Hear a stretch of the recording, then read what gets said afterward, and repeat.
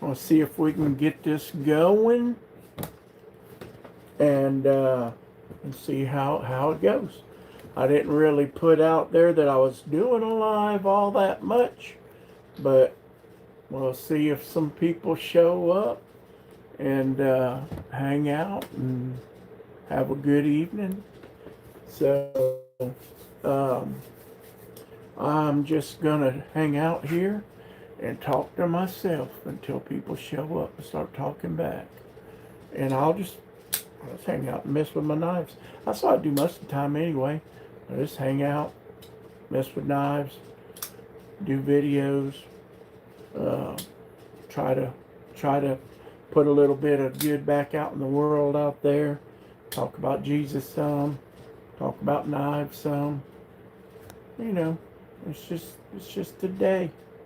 And I had the last time I did a live, I put it all over everywhere and on YouTube, and everybody knew about it. So people were like planning to show up, and so we'll see what happens. If you see this later, I'm gonna start doing these if as best I can every Wednesday, starting at 4 p.m. Central Time, so 5 p.m. Eastern Time. And I know that's a little bit early for guys that work, a normal day. But a lot of people work in factories and stuff, and like, me going later, they're going to work. So either way, I'm kind of, you can't do everything perfect for everybody all the time. And I like to get off of here when Wyvern Coyotes Live comes on YouTube at 8 o'clock. And so 8 Eastern, I'm on Central. So, oh dang, I meant to do that. I meant to turn off my notifications. Let me see if I can do that up here. Nope, it ain't gonna let me do it. Oh, maybe it will. Let's see. Let's see. What am I doing here? Start view. I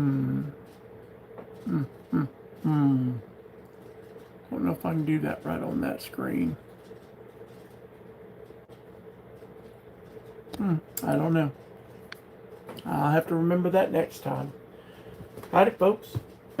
I'm going to do a live. I didn't advertise it as good as I did last time, but I'm gonna do a live. Probably give away a knife that I don't have in my hand, but I'll get something off of Smoky Mountain Knife Works most likely. Let me pull this up on my other guy here so I can actually see comments and actually be able to read them. Let's see. Hang on. Let's see if I can find YouTube here. There we go. See if I pop up. Not now. Let's see. Get rid of him. Knives Fast is on. I didn't know that. He came on this time.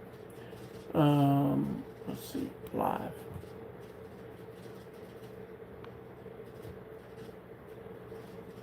He's going to bring up everybody except for me. I might have to go look for myself. Let's see here. Alrighty. If you like knives and stuff, that's what we'll be talking about. And just life stuff, whatever's going on. But I gotta remember how I bring myself up here. There we go. Let me do that. That might work. View channel. Okay. Did that.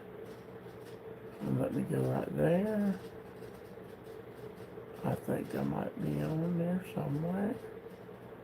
Well, I was. Okay. Well, let's see.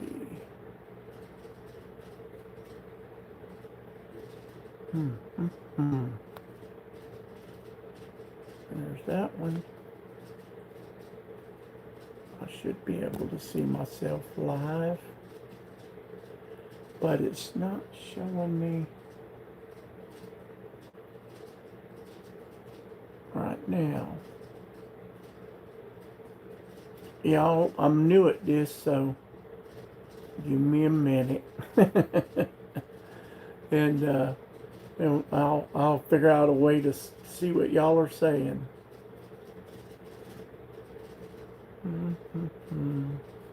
It's just not pulling me up like it's supposed to. I'm on live. How you doing? I can see a little bit, but they come and they go. So I've got to figure out how to do this. Let me see. Okay. I'm on the right channel, ain't I? Somebody tell me if I'm on Bulldog Smith Farms on there. I've got several channels, so it's possible that I could be on the wrong one. Oh, let's see. Okay. Back there. Back there. Nope. I don't know why I'm not showing up. Latest, public, private. I am just not showing up. Howdy. I'm doing good. How are you, Mr. Corey? Niker? See, then it went away on me. Oh, goodness. It's not wanting to cooperate. It worked last time just fine. And it ain't wanting to do it this time.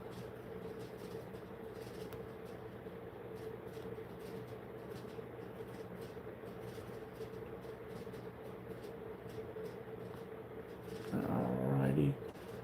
I'll just keep poking away at it and see if I'll pop up. Alrighty. I'll just keep poking away at it and see if I'll pop up. I popped up. I was saying it was 6 days ago. And it's not. It's now. It was lying to me the whole time. So let's see. Let me put comments over here. There we go.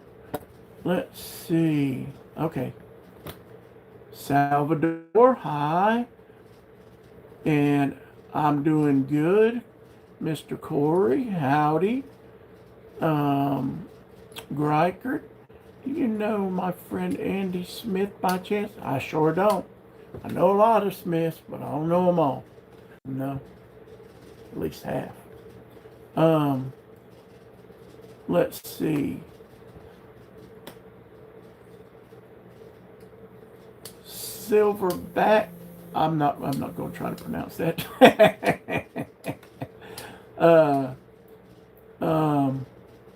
How many beavers have I hunted? Well, it depends on what kind we're talking about, but this is PG, so not many. in that case, but my dad did trap some, and got in on that with him one time when a man they was flooding his cow pasture, and my dad used to trap a lot, and I was busy working at the time, so I didn't get in on it as much as I would have liked to. But I'll tell you something, it ain't like trapping no coon. Them jokers will drag a trap off. Now we talk about the ladies, then I hunted a bunch of them, I reckon, but I caught one, and she's awesome. She's beautiful and kind and has a servant's heart. And I wouldn't take the world for her. Let's see. Made in USA. Made in USA. I got it now. Made in USA. I was made here too. That's crazy. Coincidental. And hello, how you doing? Made in USA. Jason Beecher. Hit the like button. That's right. Hit the like button. I'm terrible about that on videos, saying like and subscribe, because I always wondered why people did that. Well, actually, it really matters. It the subscribers, how many subscribers you have, allows you to do things or not. So, like on this channel, I took off pretty fast.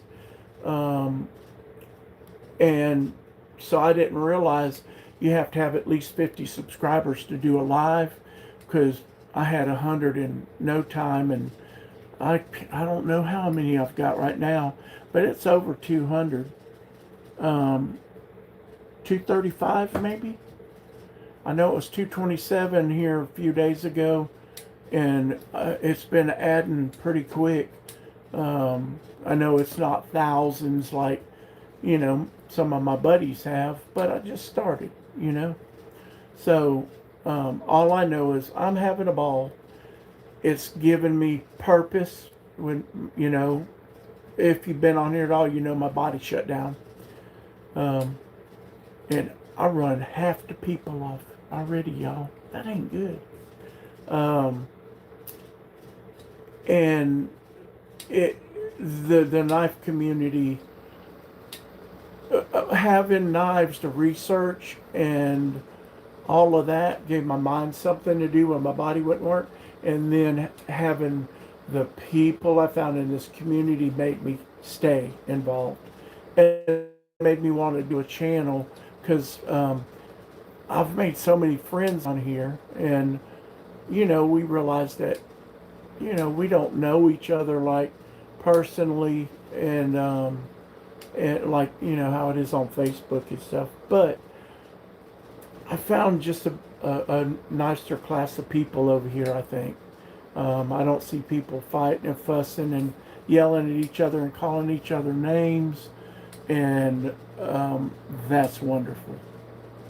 You know, we can disagree about all kinds of stuff. It's okay. Do y'all realize it's okay to disagree about stuff? It's all right. Let's see. Pilot, hello, brother. I'm assuming you're a brother, but I don't know that. You might be a lady pilot. Stage Addict, nice to meet you from Indonesia. Indonesia. All right. That's cool, brother. I've had 2 people from Turkey on last week, and a real nice fellow from India that I've been conversing with. Let me say hi, and I want to say something to you, pilot, or Stage Addict. Let's see, Roger Baker. Hey, Danny, good to see you, my friend. It's good to see you, Mr. Roger. I appreciate you more than you know. You don't just come on here, but you help me on other posts. And Oxys. Oxys. I am full of energy. I want to run to Wall Street and invest in everything.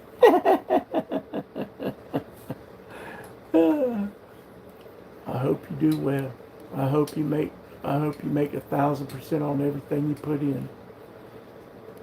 Right. Jason Beach said, hey, Roger Baker. Let's see, Stage Addict. If you're still here, say hi. Because Indonesia is kind of close to my heart. I go to a church that we support a fellow and his wife and their ministry, and they are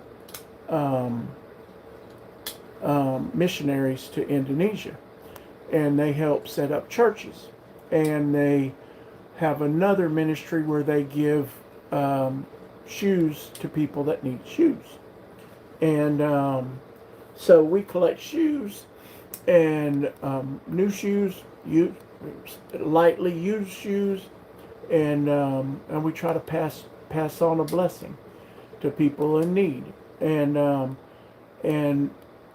they have built a gigantic organization in Indonesia with people who are in turn becoming missionaries to their own country and building churches.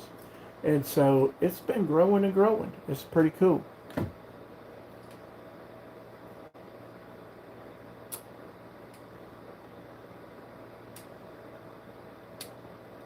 I like how, Roger, I like how we know each other, and like we can talk about stuff that's going on in people's lives, because it's like I say, but it's not just me that's benefited in that way. Like Bluminati Ninja and his wife went through a tornado some 8 months, a year ago, and this community helped them a lot. And Blade Runner, I several people have done benefits to raise money for his health concerns that he's been dealing with, and it's been hard. So I love the people in this community and how we help each other and love on each other. That's what God told us to do. Love God and love your neighbor. And we're all neighbors. Everybody's a neighbor.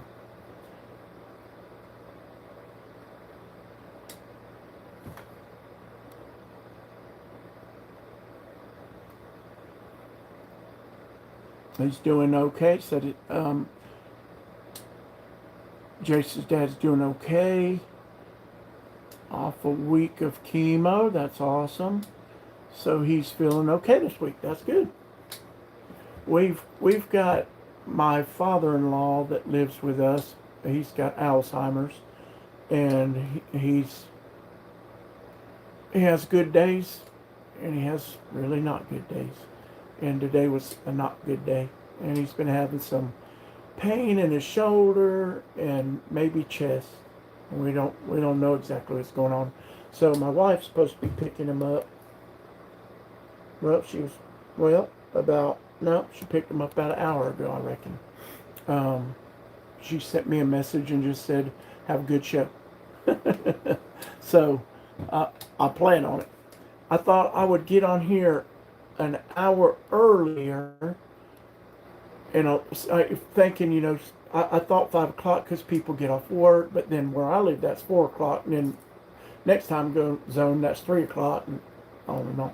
So I wanted to be off in time for Wyvern Coyote, and last week I ran real late because I had that fella from India on, and he was real interested in talking. So I just talked to him, and then gave him the email, BullDogSmithFarmsEDC, and said, "Hey, holler at me and we'll talk."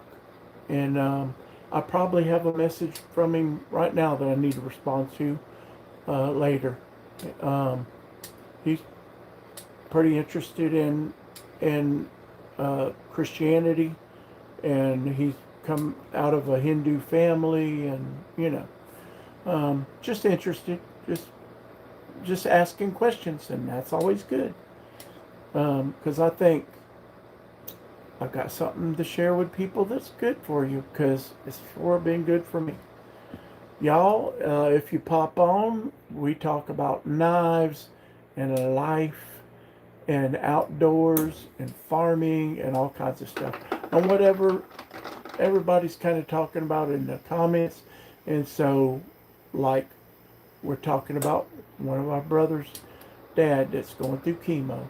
And I know my mom went through that, and I know how tough that is. And she passed away in 2006, about a month before my first daughter, my only daughter, but my only child, but my daughter was born. So that was her first grandbaby, and my dad died 4 years before that. So they didn't get to enjoy her, and I didn't have them to be a bulwark against some bad stuff in the world. But but my mom at least got to feel her grandbaby move in my wife's belly. And she was blessed by that. Um, and Jace said, thank you. That's, you know, if we can't care about each other, then what are we doing here, right? And let me see. Oh, hey, brother, I can't pronounce that. I have, but he said hello from Russia. Hello. Hello from America. I hope you are blessed in Russia, and I hope everything's going well there.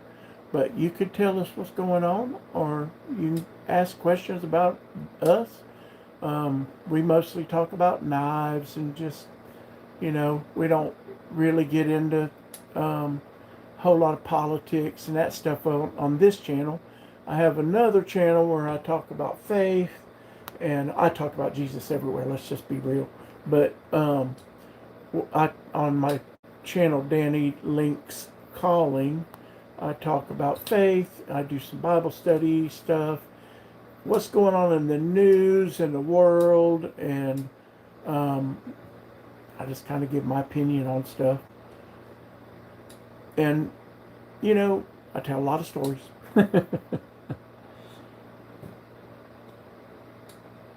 Talks about his only daughter, about his mother, and about knives. I'm an organic dairy farmer. It's been rough without Dad helping. Really? Hey, Jason, where's your farm at? That is cool. I did not know that. And I love that. I have a farm too, but we don't do any kind of professional farming now. At most, I grow a ginormous garden that my wife says, why do you make it so big that you can't do it all yourself? And I'm like, because I just have to. I love tomatoes and onions and all that, but in the last 2 years I hadn't been able to. Right now is the first time I've been in condition to try to plant, and it's kind of running late on me, but I love all the normal stuff, but I like to start kind of in the winter and grow snow peas. I like to overwinter onions if I can, but we live right on this line where if we have a fairly mild winter, they'll live. If we have a real hard winter, they're gonna die, and I'm gonna replant them. So it's always should I, shouldn't I? But corn takes a lot of room, and beans and peas take a lot of room, especially peas, because they don't grow on a vine. I grow green beans and butter beans on a vine, but bush beans and peas, they take up a lot of room.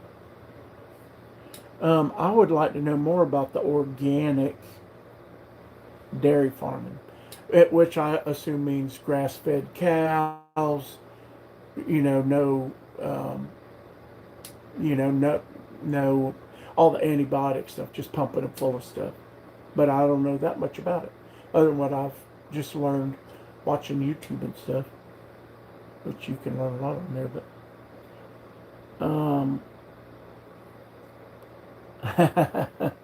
yeah,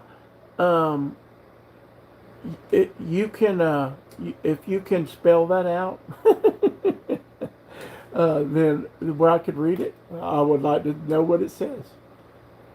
Um, Not grass fed.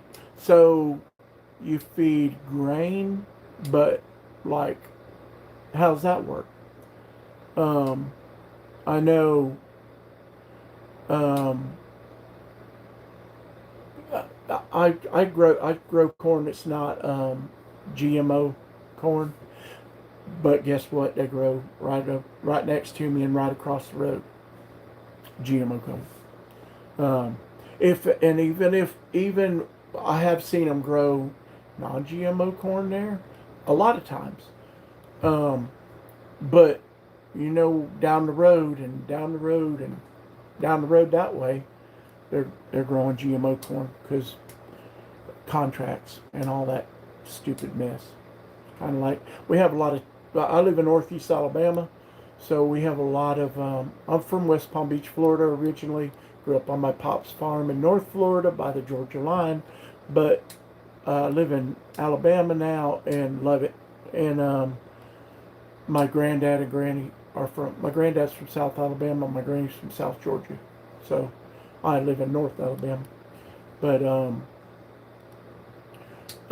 so we have a lot of chicken processing plants and um, and chicken growers around here, and it's all that contract stuff. And so they don't own. They own the land. They don't even own the buildings. They don't own the chickens. They just raise them, get paid for raising them. And right across the road, there's a hatchery. So the pork industry has turned into that too, taking it from small farmers into these gigantic, basically factory grown hogs, just like chickens are grown. Silage and organic grain, everything has to be certified. I know the organic thing. I do know some about that, about certification and all. It's really strict. I get potatoes, seed potatoes, from a guy in Maine. Pretty sure it's Maine. Yeah, pretty sure it's Maine. It's way on up there. Um, and it's all organically grown potatoes, and I've talked to him a lot. And I'd like to get him on my other channel, maybe. Heck, maybe this channel. Because I don't know where this is going. I know I made a video today, and well, I made the comment video, and I don't ever watch them because you're just going over there to comment. But I thought I'd talk a little bit while I was at it. Um, we keep, Jason said, we keep smaller equipment so we can run 40/20s and 40/40s primarily. What does that mean? What's a 40/20 and a 40/40? I don't know. I My pop raised calves and hogs and chickens and corn, and we grew a garden. But I was just a kid, then. So mostly what I know about growing stuff is from my dad, who later always would grow a garden, and he could grow anything, including pot. For real. That's the whole story.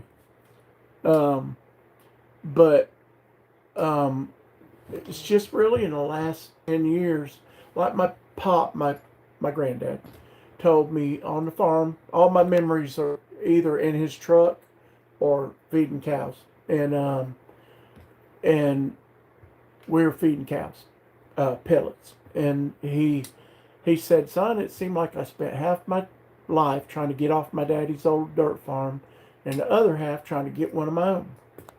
And I can relate. I didn't want to leave the farm, but when my pop died, I was only 14 and they sold the farm. And so I spent the rest of my life wanting a farm. And I spent years in the music business, and my goal wasn't to get rich and famous so I could have some big mansion. it was so I could get rich and famous and have a ranch right next to Hank Jr. in Montana and a place in Alabama and or Tennessee and have elk herd and cows. But so far, all I've been able to do is grow big, giant gardens and some soybeans and stuff. But I don't really. Somebody said, "Hey, will you let me plant soybeans?" And you know, I'll give you a little bit of money, and it helped me plant my garden. And the deer like it. Deer love soybeans. I'd rather they planted peanuts though, because that makes deer meat taste even better. Okay, let's see. 4020 is one of the most iconic tractors, John. Oh, okay. A tractor. Now I know what you're talking about. I have a 4066. And, well, let me see what year is my tractor. I think it's 2015. My memory took a big hit the first time I got sepsis, but that was 2017. But the second time I got sepsis, which was I think 2024, I think, it did a job on me, and because I got set, my ankle got messed up. I got sepsis because of a diabetic ulcer on my foot because my foot was rolling over, and then my kidneys failed, and it was rough. I spent 3 different stints in the hospital and almost died twice, and that was the 5th and 6th time I almost died. So it's been a struggle, and so my memory's terrible especially on details and names. So yeah, so those are small tractors. Yeah, that's what I have. Like, and I didn't go for, the mini tractors. I went one step up from that because,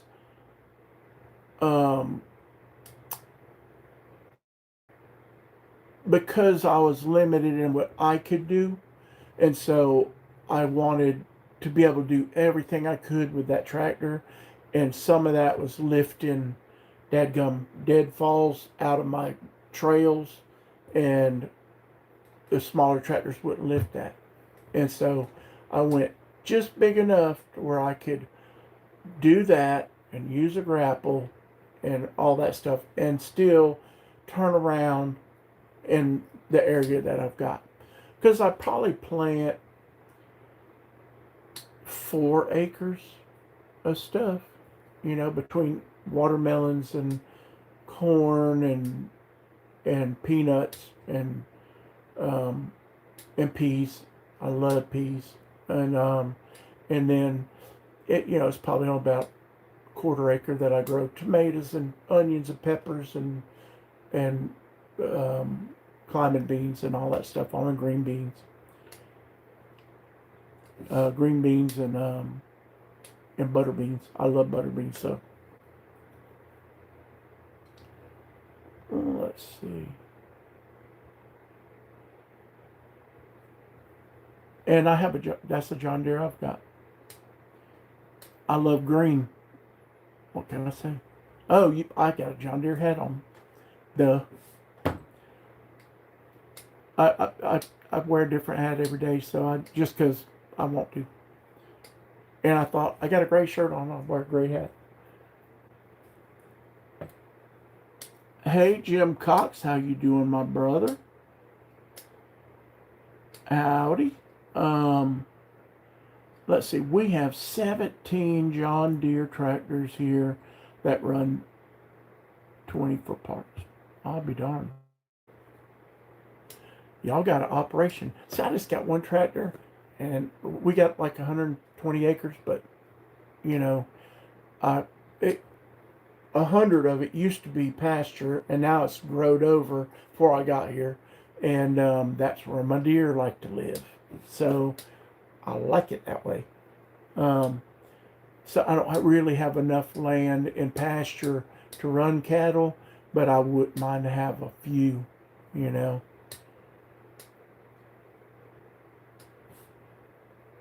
Let's see. Those are 95 horsepower row crop tractors. That's a big tractor.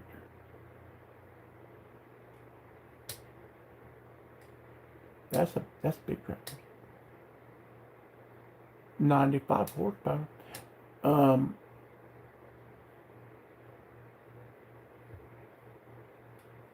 That's a big old tractor.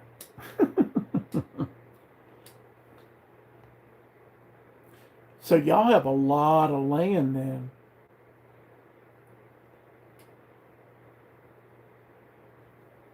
Yeah, like Jim Cox said. See, that's why I was asking Jim what's all entailed in, you know, dairy farming from an organic side. Because I grew up in South Florida, and people don't know it, but South Florida, Central Florida especially, Okeechobee from the lake north is all ranches, and like west to the Kissimmee River and north from Okeechobee is all ranches, and up to Orlando or just south of there, where it got into more orange groves. South West Palm Beach had orange groves, used to, lots of them, but not no more. But there's a lot of dairy farming there too, cattle ranching, and a lot of dairy farming. And so I was around some of that, so I kind of know, you know, how milking works and stuff in general. But mainly, I was like, hey, can I come deer hunt?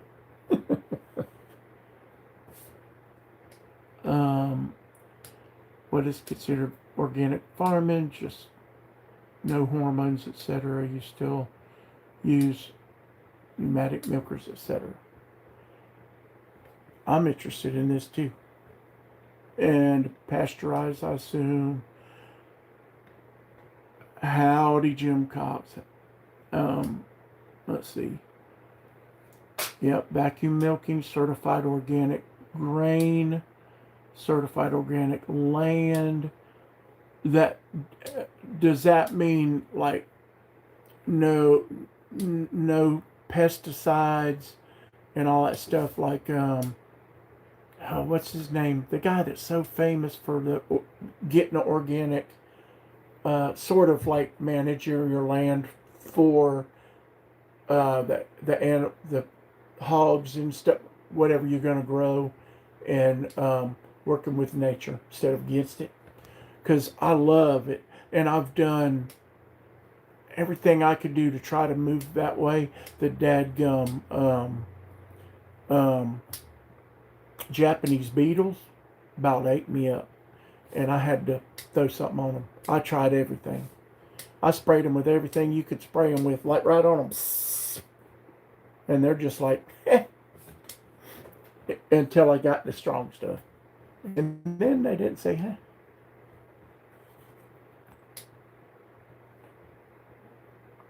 Nice. We worked 450 acres of land. That's a good piece of land for, you know, growing cattle. For dairy farming, you know.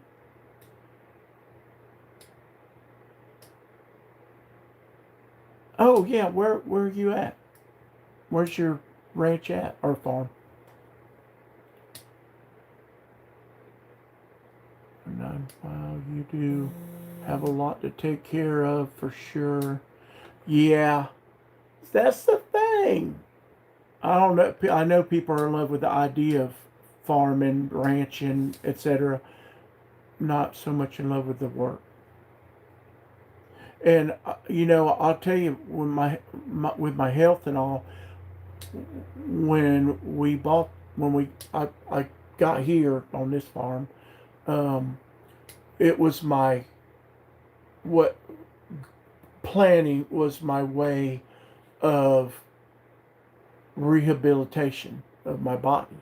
That and trying to get out in the woods. I got myself in trouble a few times because I'm like, yeah, I really ain't in shape to be out here, but I push myself. I always push myself. And so the garden was the way to do it. And I couldn't bend over and plant. I just sat down and scooched and just planted. And then I got me a little 1 row planter now, so that helped a lot. But I plant, like plants, like um, I plant like leafy greens, lettuce and cabbage and all that, from plants and tomato plants. Um, Even if I grow them inside, I still transplant them.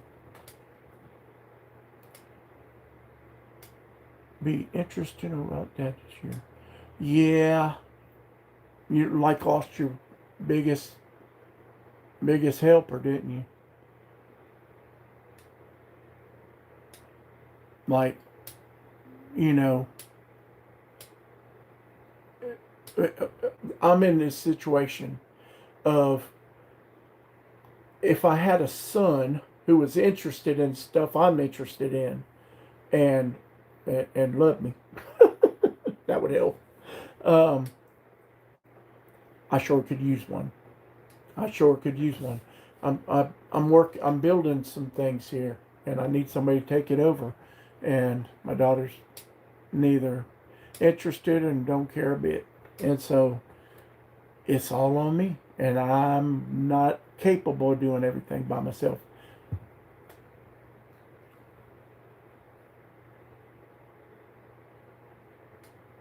Let's see. Roger said you pull tractors too, if I remember. Oh, like tractor pulls? Yes, I do. I've been pulling for 32 years. We're talking about tractor pulls, right? It's been a while since I've been to a good tractor pull. Truck pull. Are they still doing truck pulls as much as they used to with the tractor pulls? Um, God, man, I loved that stuff when I was young, and the monster trucks got big then. But that's grown into a whole thing that is cool, I guess, but it's not the same. They're not trucks. They're specially made buggies for jumping over cars. I remember seeing the very first original Bigfoot, and it was just a lifted truck, like many of my friends had, just a little bit bigger, a lot bigger. Well, it started out about like what all my buddies had, and eventually I had. I was just like 13, 14 then, so it was a few years before I was able to get my own truck and lift it.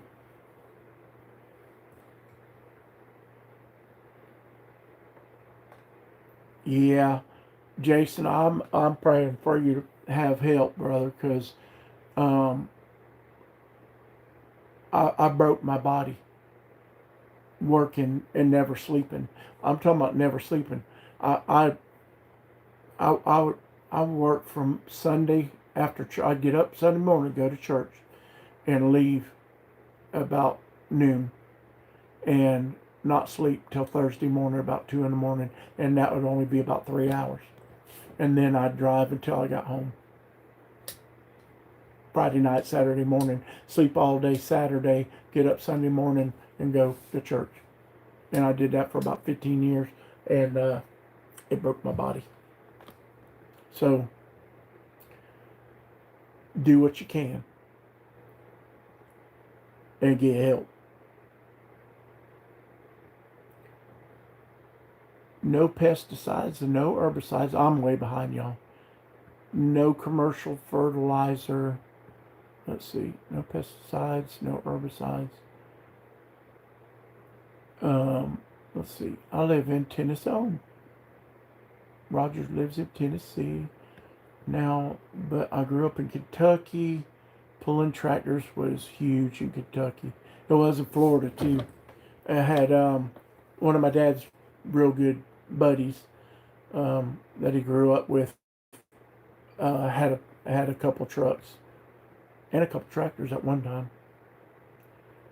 Hey, Roger, remind me. I think you might have told me before, but like I said, my memory. Um, where you live in Tennessee, because I live in northeast Alabama by Huntsville, up the mountain from Huntsville. My sister said she's saving her vacation to help. That that that's good. Sisters are good. Clint Crosby, howdy, brother. Um, Upstate New York, right near Lake George. I would have to look up Lake George, but I have been around upstate New York a lot. That and Pennsylvania.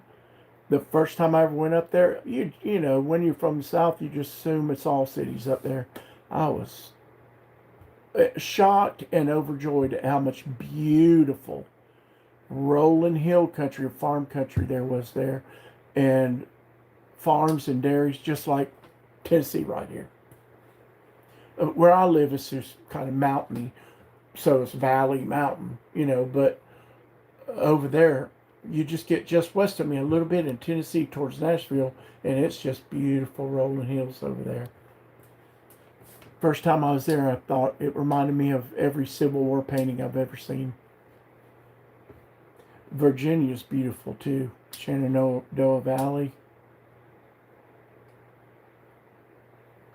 Let's see. I grew up in a small town surrounded by farms. I have a bit of farm work experience, but never permanent jobs. See, that was me, Jim. I grew up on a farm, and the farm right next door, and they had kids my age, and everybody around there was a farmer, and and so in the summers, you helped, and then when you got a little bit older, they'd pay you a little bit, and then when I got to be a teen, they'd pay me enough to buy a fishing pole, you know, or something. Um, and so I did a lot of that, but I'd never actually had to do the work, you know, other than just what, you know, you do what you're told. Back then you did. Now I don't know what these kids do these days, but they don't like to work. Well, can't say that about all of them. I'm just talking about from personal experience, because I know there's a lot of good ones, and every time I talk to one and meet one, it gives me hope in the future.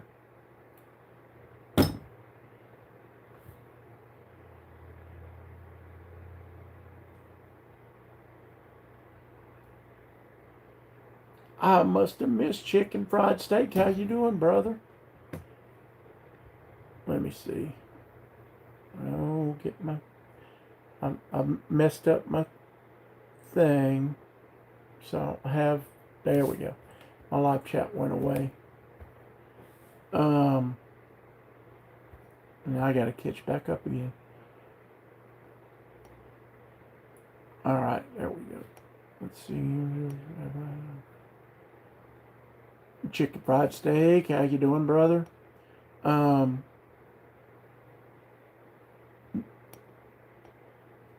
if I didn't say hi, I apologize.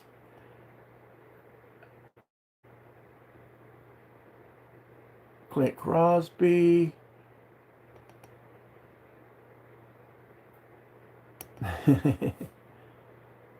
She wants to pull one of the big tractors like the one I built last year. Your sister wants to do that? Hey, they can do it.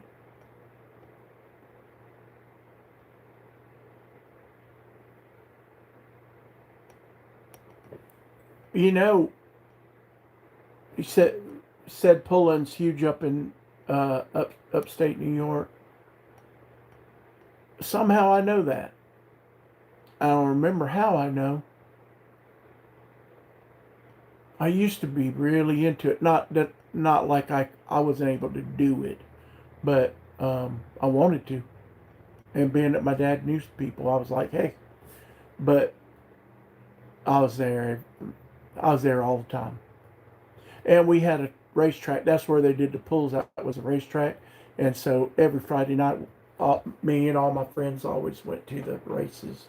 Um, uh, and then it was tractor pulls and truck pulls certain times. And so we did that, and then they had the fair there too, and a lot of concerts took place on that, in that, oval. And um, some of my some of my first concert experiences were there, which I loved music from the time I can remember. I don't remember being so little that I wasn't into music, and I had older cousins, and they had records, and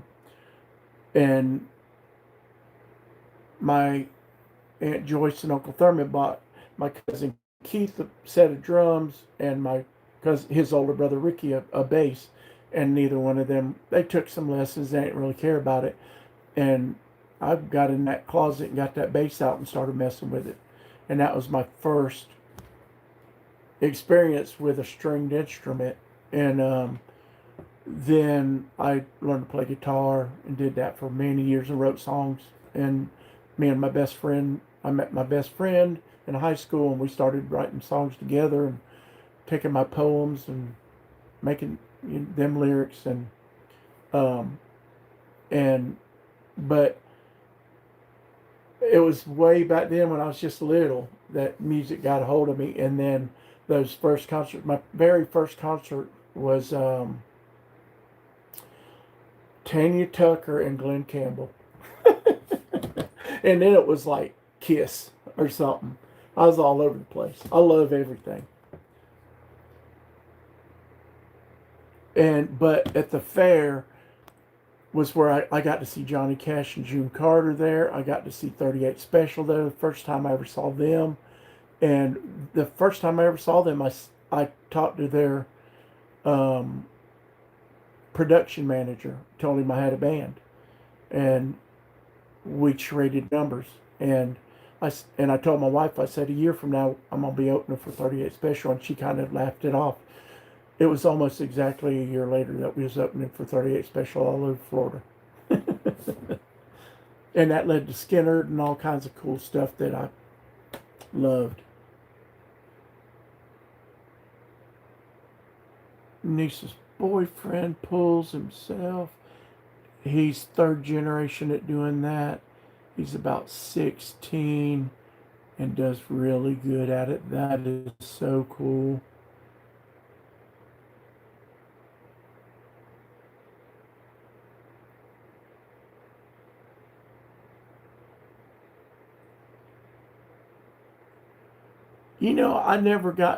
I was never around the sprint cars that much. Um, Chicken fried steak. I was never around the sprint cars. Um, and it seems like I was an adult first time I ever remember seeing one and thinking, "What's up with that?" And I was like, "Wind, keep them from turning over, maybe." Cliff Brock, what's up, my brother? Um, One of my friends, just aside, um, races RC cars and does karate. Used to do karate big time. He'll. I've lost the ring. I lost my wedding ring. It's just gone. I wonder where it went. Wow. I hope I didn't lose it. It's in this house somewhere. Um, Cause I got that thing made in Ireland. It's a Celtic knotwork ring. Me and my wife got it special made. But um, I've been losing a lot of weight. My health had got me up to 290, and I normally stayed around 200. You know, working out at the gym and all that stuff. I always would say 200, 220. You know, no matter what. And got up to 290 because I couldn't move, and I'm down to 255 maybe. I think last time I checked a day or two ago, but I've been losing like a pound or two every 3 or 4 days. So not like losing weight like crazy, like I'm dieting, just my sugar's better. I don't have to take as much insulin, all those things. But so he he my buddy reminds me a lot of uh, Chuck that just died. Dang, I lost his last name, but the karate guy, and he looks a lot like him, and he races those RC cars, and them suckers are fast. Matter of fact, he has a track. He built a track in his backyard now, and so people come over his house to race a dirt track.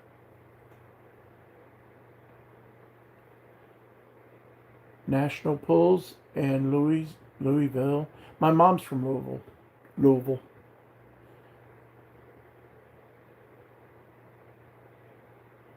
You know, most of y'all know that um, Unprofessional Dad and Wyvern Kodiak and a bunch of them are getting together.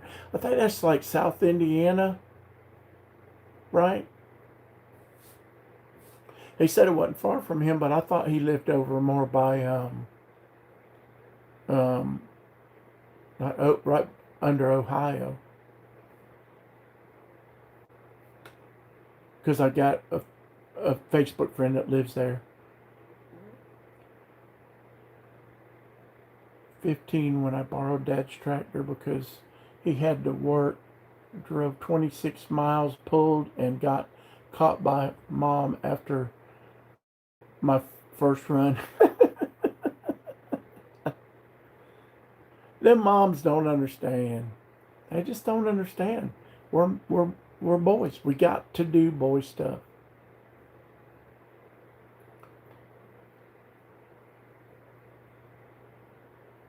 Try to catch up.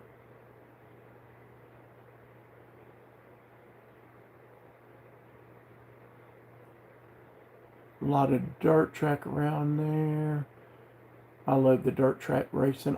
But I ain't been in a long time. A lot of people around here race too. I'll do that one of these days. I've asked my wife about tractor pulls and stuff. I know we've got a big one not too far from us down by Huntsville.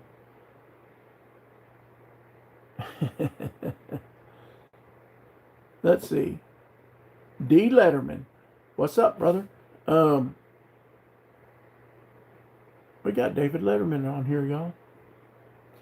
I thought he hated me.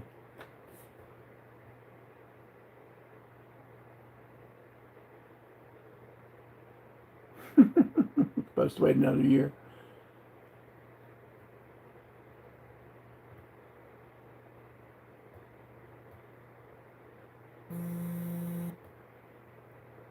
Oh, it's not David. It's Dwayne, his David's cousin.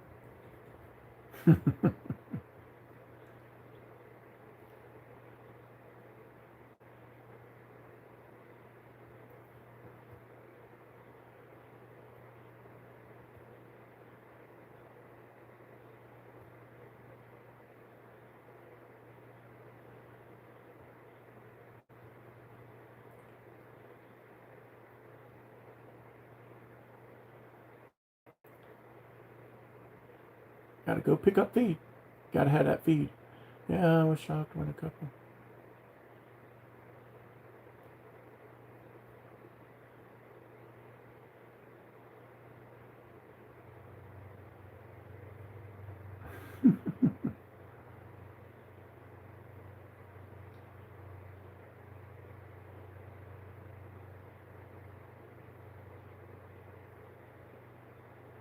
Kids actually play outside and still.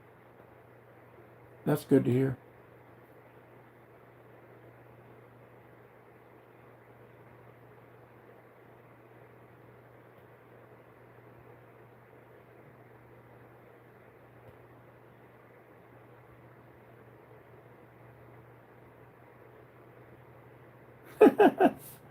I know.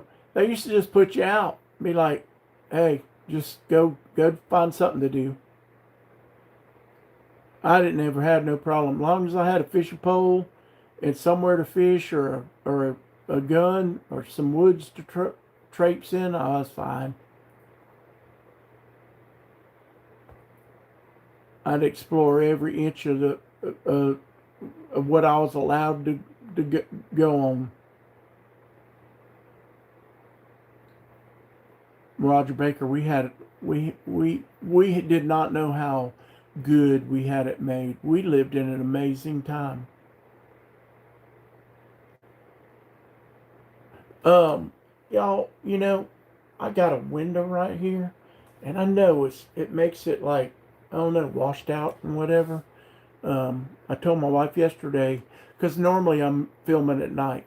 That's normally when I have time, and so I hadn't noticed.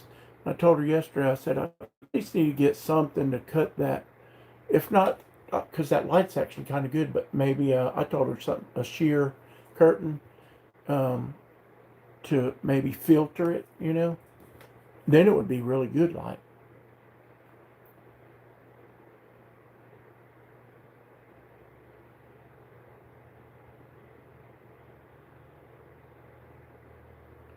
There, I'm about caught up now.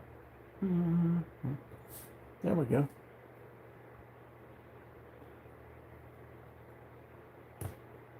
That chicken fried. I grew up in South Florida, the capital of big bass. Lake Okeechobee was an hour west of us, and water everywhere. Canals mostly, um, ponds and stuff, and golf course lakes where they run you off. But every time I'd just go, "Oh, I'm sorry. I didn't know you wasn't allowed to fish here." And then next time I'd act like I didn't know again.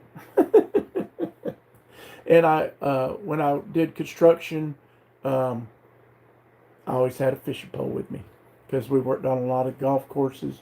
I roofed after I got out of the Marine Corps, and so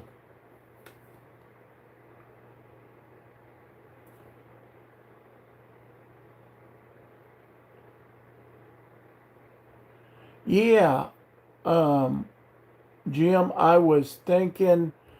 I planned. I've already got a curtain rod. I This is my Indian room, so I've got like a chief's headdress over there, and a prayer stick over there, and bows, and I've got deer antler things holding like a curtain rod there. And I was going to put like an Indian curtain rod to match the rug and stuff. It just didn't do it. And so we talked about that yesterday. But then, uh, yeah, might do that. It's because it's not actually a window; it's a door. Um, it's a wooden door because there's a little balcony out there. And because this is my upstairs room. When I finally came home from the hospital, they put me a hospital bed down in the living room, and I told my wife, I said, that ain't cutting it. I'd been in the hospital for months and months, and then in rehab for months. I said, I'm sleeping in my bed, and that's upstairs. And so she said, you can't go up and down the stairs. I said, I'll just stay up there. And so I said, I couldn't get up the stairs because of my ankle and my knee and all this stuff. So I said, go out in the garage and get my knee pads, and I'll crawl up them stairs. And I crawled up the stairs. And so next to our bedroom, she made me a little room where I could stay. Because for months I was basically bedridden. The doctor said I had to stay in the bed, and if I wanted, if I didn't want to have an amputation. So we had to put a little toilet right by the bed and all that stuff. And so I was stuck up here for a year. And now it's my place. It's my hangout. So I do everything in here. But we've got two other extra bedrooms, and they're bigger. So I'm probably moving in there because I'll have a lot more room to film, and I'll do 2 or 3 different backgrounds for different stuff I'm doing. Because on my other channel, I mostly do Christian, conservative kind of stuff.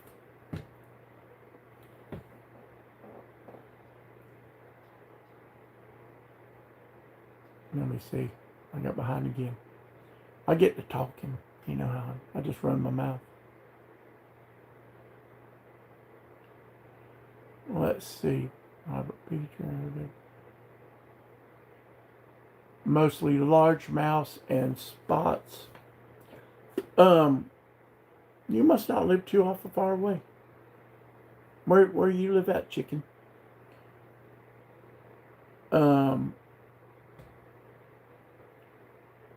Did I miss Robert Jones? Did I miss you? If I did, hello.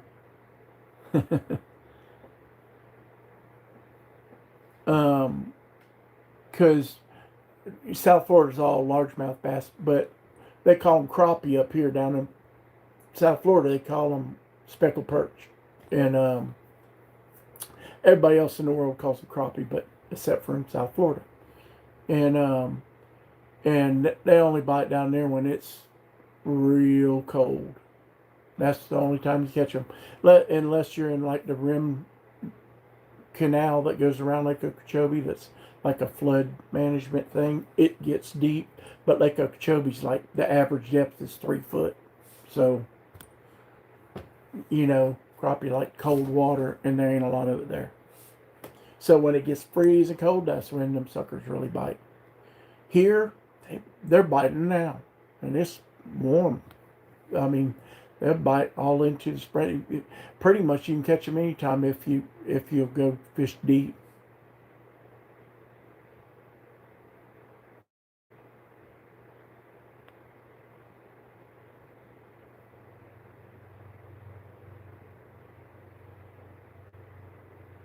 They shoot carp around here. They do a lot of bow fishing around here. There's a lot of that grass area, and some airboats. I'm used to airboats in South Florida, but mostly just flat bottom boats.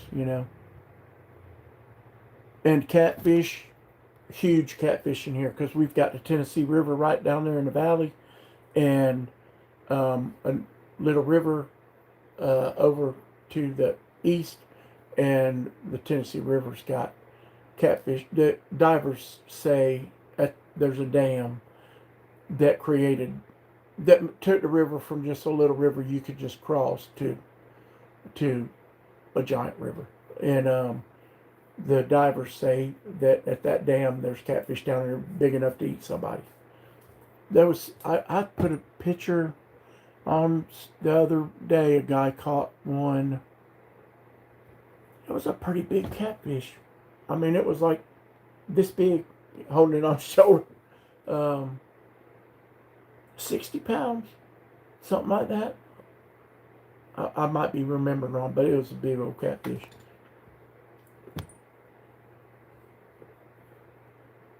I love them bass. I love to catch bass, but crappie. I love to eat them suckers and catfish.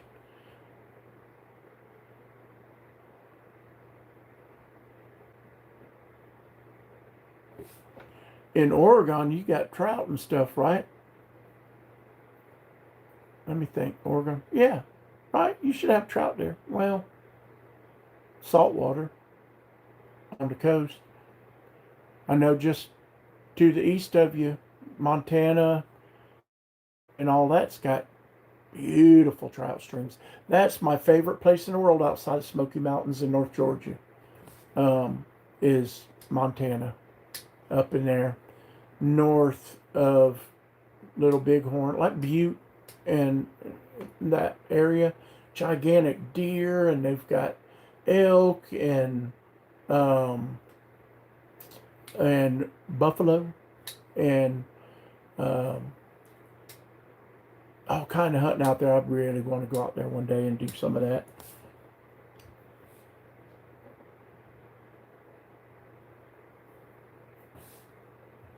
I don't know if I could live in Oregon, brother.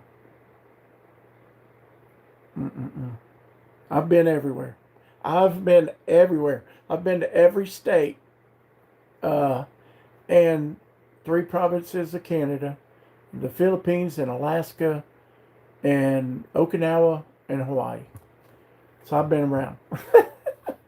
I've seen some pretty stuff. Um, it's beautiful out there, but like in the city, it's just so crazy. The people are so weird.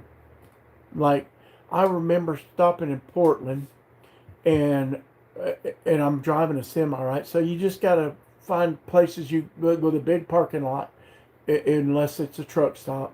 And there was a, a cool looking um, um, dadgum Mexican place, and I thought, I'm gonna find me a spot. And I went found a parking lot there, and like a shopping center, and stopped, went, and as I'm going in, there's these three ladies kind of walking behind me. Well, I'm from the South, and so you always hold the door for the ladies and say yes, ma'am, no, ma'am. You know, it's just how you're raised. And so I opened the door and stepped aside to let them go. And they looked at me like I was a rapist or something. Like, what are you doing, you evil piece of crap? Like we can't hold the door open. And I'm like, it ain't about can, it's about being polite and letting people go before you. I hold the door for men and let them go in before me. Even when there's a line, I just hold the door and let people go in. It's polite. Did I miss Kane Miranda? I must have missed Kane Miranda. Hey, Kane Miranda, there you are. Um, hey, Kane, I've always wondered this. Is that your name and your wife's name? Because, you don't know if people are men or women unless their name's obvious. These days, I don't know.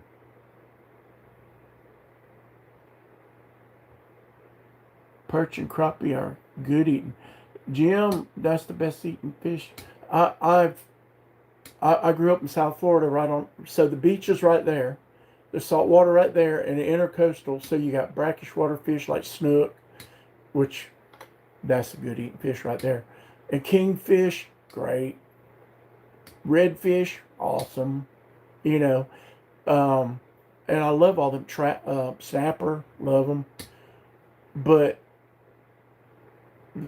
I don't know. There's anything better than crappie. They are just awesome and beautiful white meat.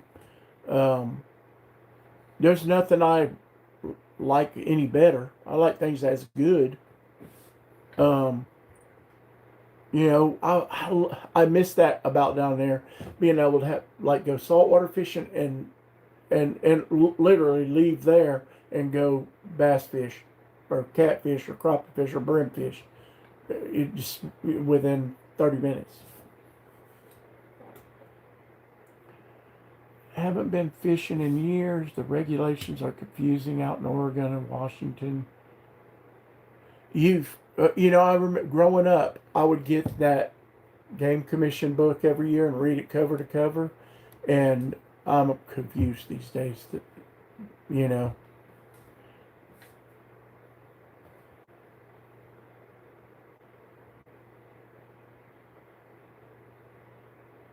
huh, yeah, the barbed hook thing, having to use non-barbed hooks.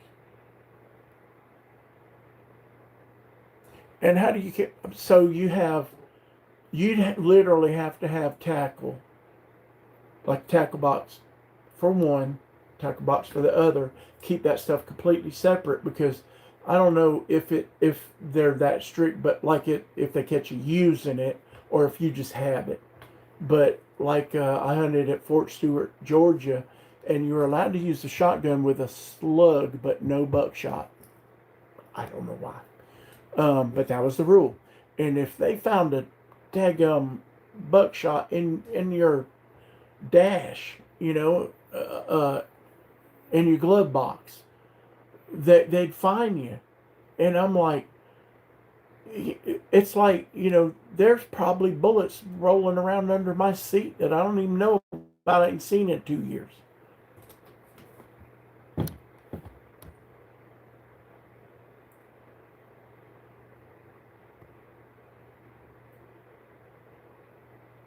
you know, chicken fried, them big old catfish ain't no good to eat. They ain't nothing like as good to eat as them little catfish. Them little catfish about that big are just perfect. Or them, in Florida we had a little butter cat, little orange, yellow kind of belly, and man, that was the best eating thing. And they only got that big. We had bullhead cats. I won't call the other name for them. Channel cats, very good to eat, even pretty big ones. As long as you cut that kind of, that brown slice out of that, right, that where that line is. And saltwater catfish wasn't no good to eat. I don't know why. We had walking catfish from Australia that people brought to Florida, and they'd just take over. They wasn't no good to eat.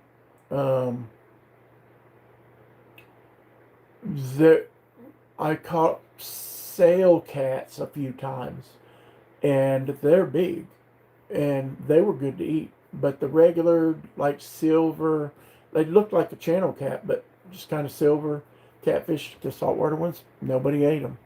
And I asked, everybody said they weren't no good to eat.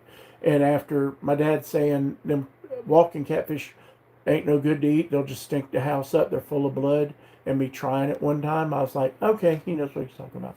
So I never tried it. Never tried any of the saltwater cats.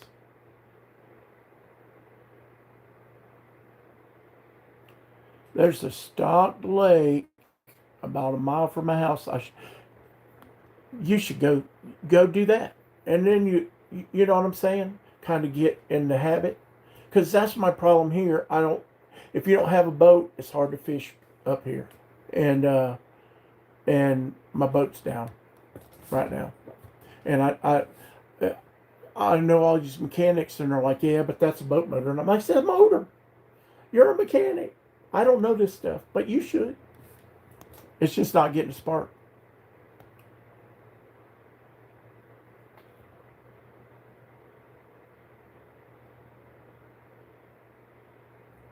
Jason said, I've never been fishing. Lots of big game and small game hunting. To me, it just went hand in hand. My dad was just an old redneck, and so was everybody I ever knew for most of my life. And they all just hunted and fished and camped and, built airboats and swamp buggies, and it was just life. Yeah. Jim said, I love everything about Oregon except the politics. That's what I hear from everybody. I watch Glenn Beck all the time. He's from Washington State. Um, um, who I've been watching that lives out there. Anyway, everybody says, oh, DBD, EDC with DBD, he lives out there. And said he loves it, but they're fixing to move to Texas, I believe. Which, it's hot. It's hot and dry in Texas, y'all. Um, I'm When my wife passed away, I had a girl fly from California to Nashville to meet, and it didn't work out. First thing she did was when the doors at the airport opened and the air hit her, she went, what is that? And I was like, whoa, what's going on? What's going on? And she was like, what is that? I can't breathe. And I was like, it took me a minute. And I'm like, oh, you mean the humidity? It hit me that they don't have humidity. She's never breathed air that has water in it. And it didn't work out. Nice lady, though. Nice lady. My preacher is my best friend. Well, my pastor where I go to church now is not my best friend. He's a great, great guy. I seek counseling from him all the time. But my best friend is a preacher, and I used to Sunday school teach at 2 different churches he was at, and he has his own church now. And he told me to get on Christian Mingle after my wife passed away, because he said, you're not meant to be alone. You're not the kind of person that's meant to be alone. And you should find you a good Christian wife. And I met a lot of nice ladies um, that lived 5 states away. And I'm surely not moving north of the Mason-Dixon line or, you know, probably west of the Mississippi. Maybe. I really don't like Texas. It's okay. It's fine. I like to hunt out there, but I don't think I'd want to live there. There's not enough trees. There's trout, which Chicken Fried said there's trout, but got to drive about 1.5 hours. Local spot does state stocked and people flock and line the banks. Yep. I've done that in Tennessee where where they release all the little little small trout, and it's cool to catch a bunch of trout, but not my favorite. So we don't have trout here either. It's weird because, like you said, you go an hour and a half east of us in North Georgia, there's trout, and man, awesome, beautiful cold trout streams. We just don't have that here. We have rivers and warm water. We don't have that, and so I go over there. But now when I go with a guide and go on private land if possible. If not, at least, places that aren't stocked, that are in, kind of back in the woods, and it's all catch and release, but it's big trout.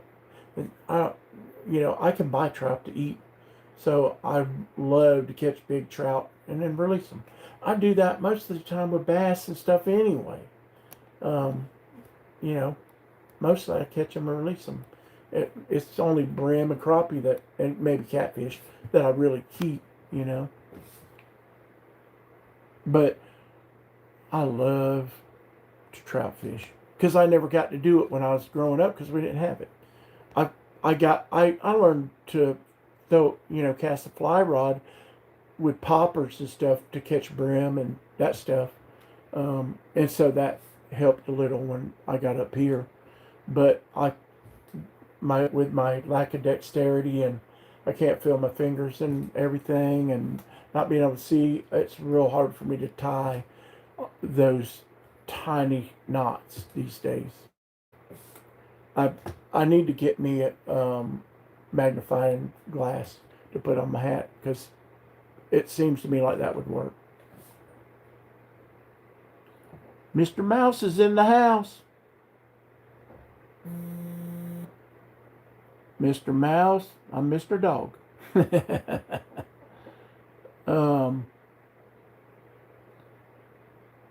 Jason, I would say please and thank you too. That's, country. I think that it's not north and south. It's country and city. City people don't know how to act.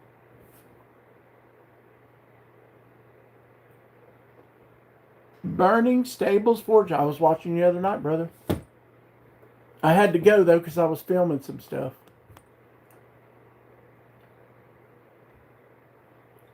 I am doing good today. I feel great. And boy, when you go through some bad hell stuff, you appreciate it when you feel good. Burning Stables Forge, brother, I need to get a hold of one of your knives. And I'm going to buy one, but, I'm a disabled vet, so I get paid once a month. So it takes me a while to be able to afford a good knife. I'm on Dan Tope's list right now, and we just talked today. And I got another brother sending me a knife here soon that he did. That's kind of a second, but it's okay because I'm not going to be beating it to death. I just want one of his knives, and so mostly just paying for his work and the handle. He's going to do me something nice, I think. I told him I'm an artist at heart. I grew up painting, drawing, doing poetry, then doing lyrics and music, and so visually, I like aesthetics, and I love the work that goes into making blades, but also the artistry of it. And so I really want the guy making the knife to be able to see what it needs.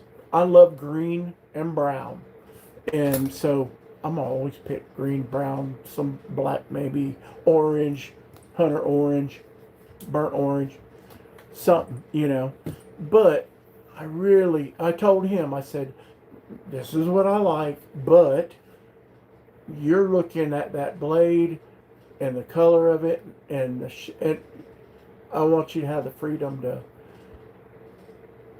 do what you think will look good. You know, I'll give you my input, what I like, but I get things all the time that I thought, I don't know if I'd like that, and I love it. So there's something to be said for variety. But hey, if there's pass arounds, y'all let me know, because I'm going broke trying to buy knives. And right now, I got to be good and buy. I need some microphones, and I want to buy a roving camera because of my balance and everything. I don't think I should be walking around Blade Show having to look at something instead of watching my feet and paying attention. I want the camera to be able to just follow me.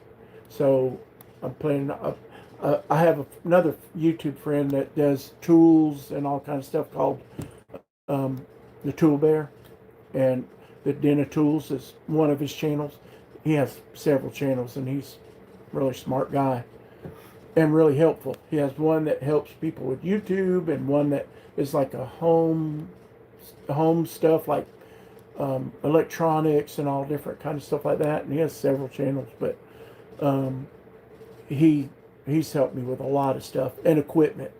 And I had looked at the camera, and it was the one he suggested for what I'm having to deal with. But it's $500. So that's a nice knife. Oregon doesn't allow live bait for freshwater fishing. They don't for trout in Georgia and Tennessee. They don't allow live bait for them either. It's all got to be flies and stuff like that, artificial stuff.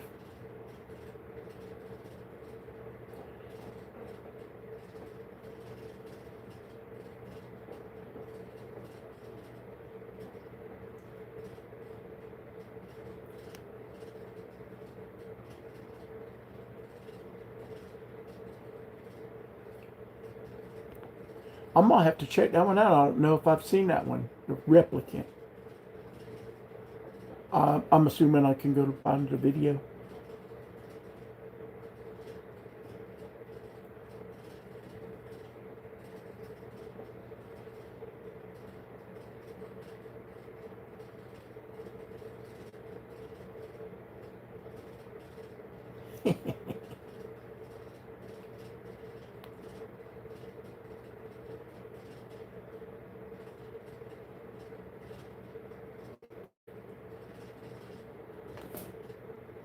I'm like Chris on Unprofessional Daddy said, I'm always having to look down at my computer to read comments, because if y'all don't do videos, you won't know, but the comments come up on the screen in front of you, and then they disappear, and then they come up, and then they disappear, and they're tiny. So I'm using my tablet. I've got another tablet I'm going to use for a monitor eventually, and I'm going to have a whole top-down setup. That's probably, until I get paid in 2 weeks, I'm going to try to buy an overhead cam setup, and that's $170, I think. And so I don't want to just do them, because I like this. Like Chris, I think Chris should do all of this he can. But like, you're showing a knife, cut to that one, and show the knife, and then cut back to talk. I think that's what I'm going to try to do.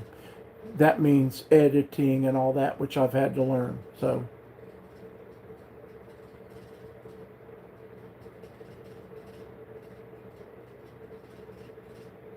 oh yeah, them snakehead fish, I hear they're bad. It's like in Florida, we had the walking catfish, and in the Oscars, people threw the Oscars away. Now there's iguanas running all over the daggone place down there, and they're having to pay people to hunt them, to kill them. Giant iguanas running all over Florida, and um, and that ain't nothing as bad except eating people's cats and stuff. But the dang pythons have took the Everglades over. They're literally having to drain places and burn them. Drain another place and burn it. Sections at a time. Because everything else they tried wasn't working. Pythons. They've eaten all the coons up, all the possums up, all the deer up, all the hogs up. They're just eating everything. Rabbits, they ain't hardly no rabbits left. And the Everglades is just basically turning into a desert of water with nothing alive except for dadgum pythons. It, in a way, I wish I'd have stayed down there because I would have had a full-time job hunting.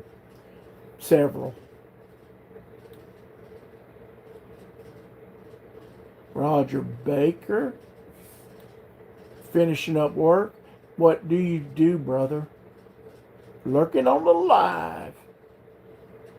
I do a lot of lurking these days because I used to sit and I'd watch live. Sometimes I'd have one on the TV, one on my tablet, one on my phone.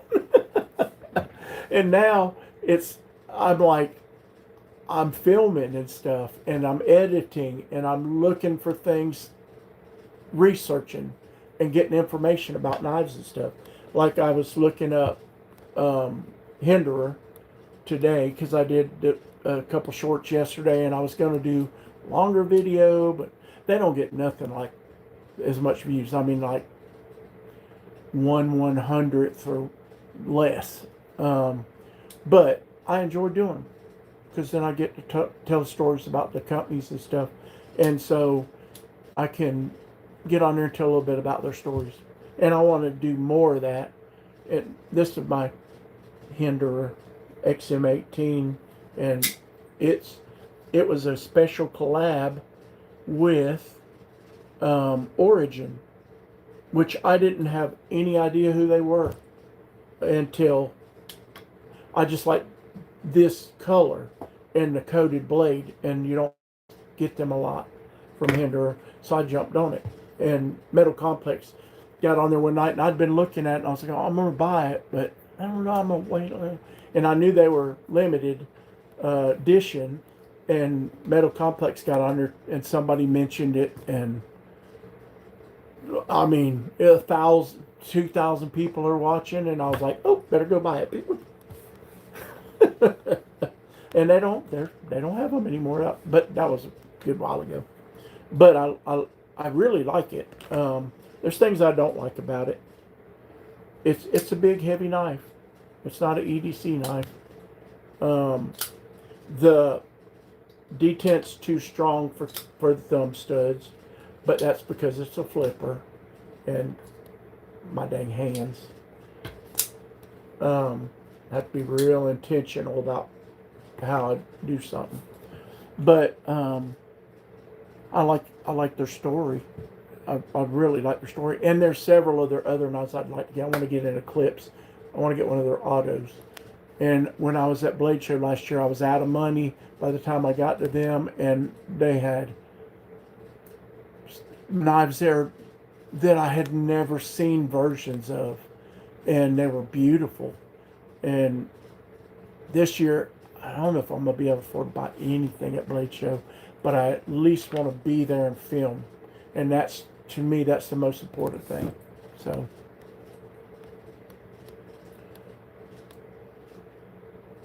let's see. Let me see.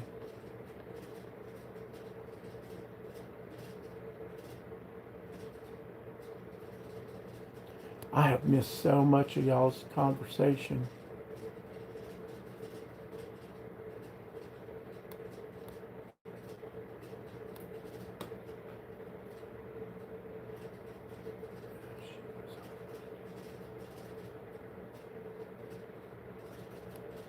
Wow.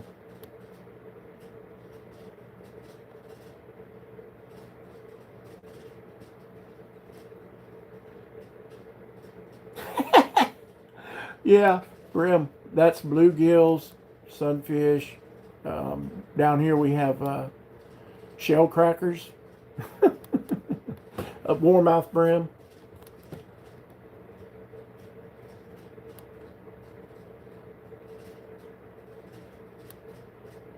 Oh man, chicken. You lost your wife just a few months ago? I've been there.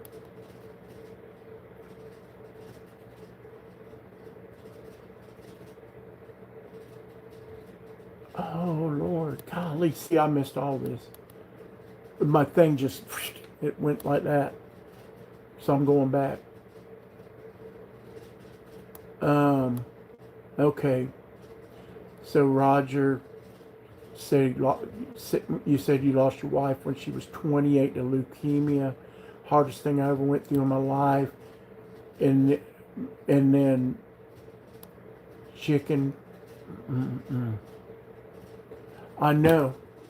My wife was 40, and she was completely healthy. As far as anybody knew, my body was falling apart because I had worked myself to death, and so I was on my deathbed to win her before she died. She died on Good Friday. Well, really, it was the day before, but they called it on Good Friday. So Easter, and Christmas and all that. You know how that goes. Like you said, hardest thing I've been through. And I went through a divorce. My wife had an affair with one of my best friends that was a roadie for my band. And that was terrible, horrible. But at least I had a reason to move on, you know. Um, my wife Selena she she didn't do nothing wrong. She just went to work one day and didn't make it to lunch. Was headed out to eat lunch and didn't make it. Had an aneurysm. Just gone. And I had 3 step children and our daughter together. And in-laws that suck. Pretty bad. Mm-mm-mm. I'll tell you,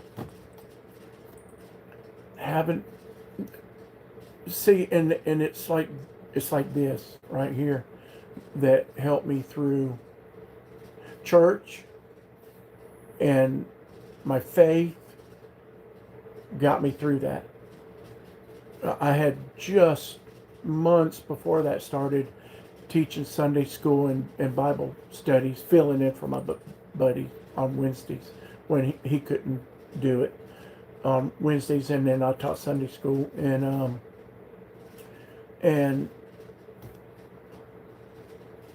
I won't tell that whole story because it'd be an hour. But through circumstances, I ended up at that church, little small church. They needed people, mostly older people, a few young families, but mostly older people, and led me there, right?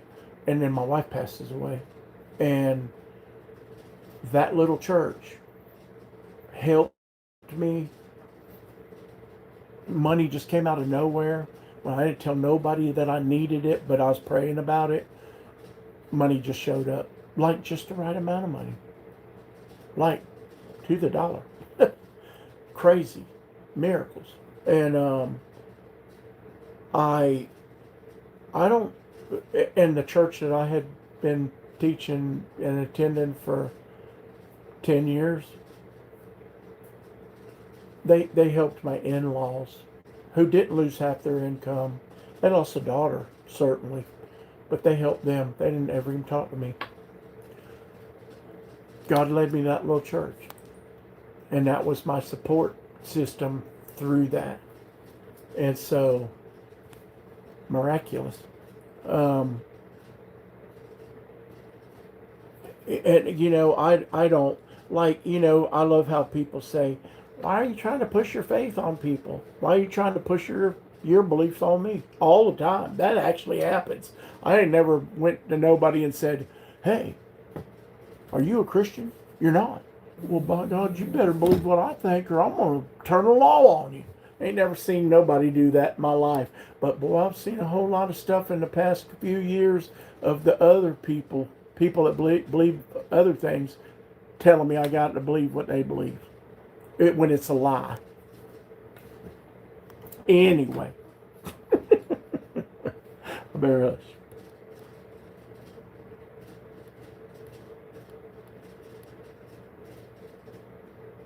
My, which I wanted to go back and find that chicken where you said that she needed a kidney and heart transplant. She was almost 2 years into the process and didn't make it. That's horrible. My wife, like I said, was young, 40, healthy, and I had talked her into being an organ donor because she saw it on my license and she was like, "You're an organ donor?" I was like, "Of course I am. Why wouldn't I be? I won't need them." But once, this is just the Bible says it's a tent that we reside in temporarily. It's just, and I won't need it no more. Once I'm out of here, I'm out of here. And if it can help somebody else, then by all means, I want that to happen. And so she said, we had many conversations about it, and eventually she did that. And I will tell you, it's kind of hard. It's hard on both sides. And I got to see both sides of it because they tell you not to reach out to people for a year or something like that because feelings are still fresh on everybody's count, right? Because, but there was somebody that lived pretty close, and just through Facebook, one of their friends noticed that, wow, this family's talking about they just lost this lady, and my friend over here is talking about that they got a kidney from a young lady who passed that was healthy, and blah blah blah. And so she kind of went, hey. And so my oldest stepdaughter got news of that, and so they ended up talking, and eventually I talked to them, and we got to know each other, and I got to sort of see their side of it at the same time that I was able to see my side of it, and I wanted that, and it was a giant help to know that I had this big giant loss, but it helped other people. He wasn't the only one. He got a kidney, and he's a young guy, like in his early 30s, maybe 32. Had 3 kids, a wife. He was that far from not making it, and his life completely changed. And I know I'm gonna miss all kind of stuff down here, but I think this is important. It helped us. It helped my children to go, my mom did something good. And there are some things where they hand out like a plaque and things for your family member helped save lives and stuff. And that was nice. That was very nice. But kind of seeing their side of it was, we were hurting because we lost somebody, but we were encouraged because it helped somebody.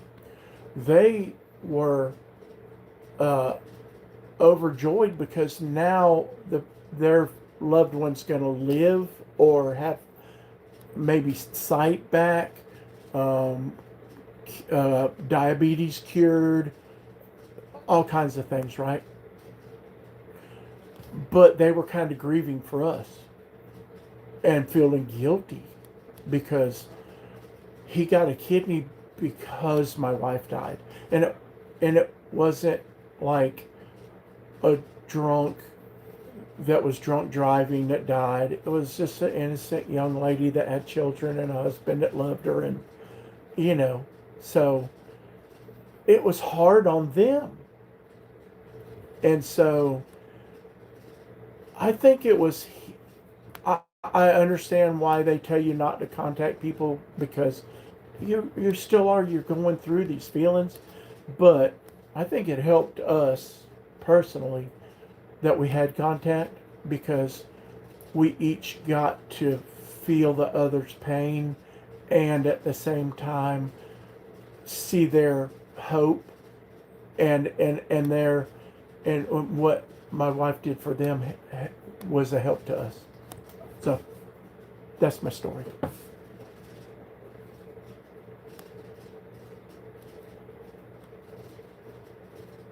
I've seen people on here like Rob on Rob's Dirty Knives get into serious conversations and be a little uncomfortable with it, but I'm I'm uh,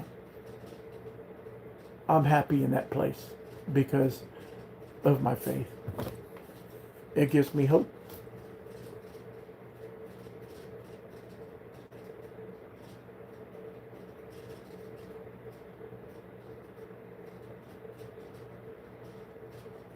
Yep. Yeah, the stuff I've been, you know what? That was Jim Cox. This everything I've been through has led to a greater blessing down the road. Crazy.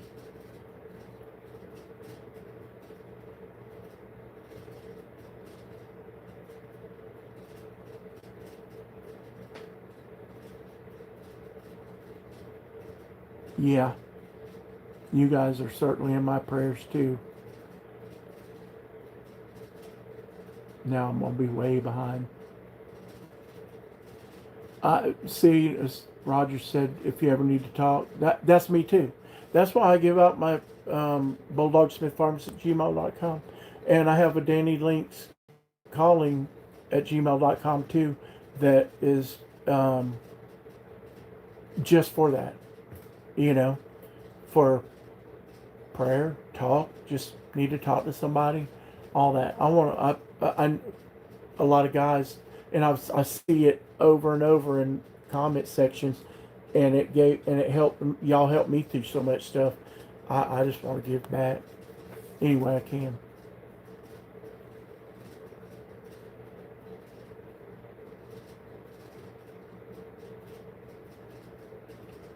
Your dad, I hope your dad gets back on that tractor.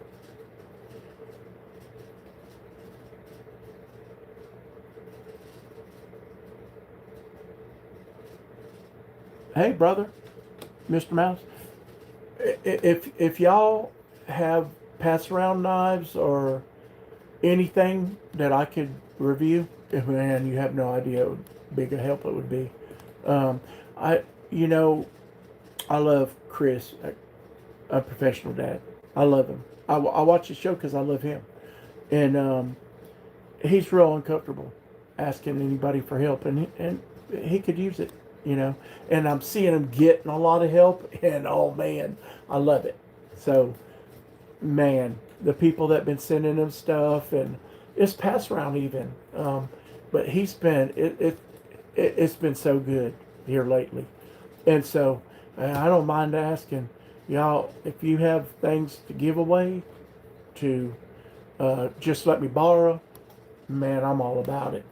I ain't too proud to ask because I mean I'm just being honest.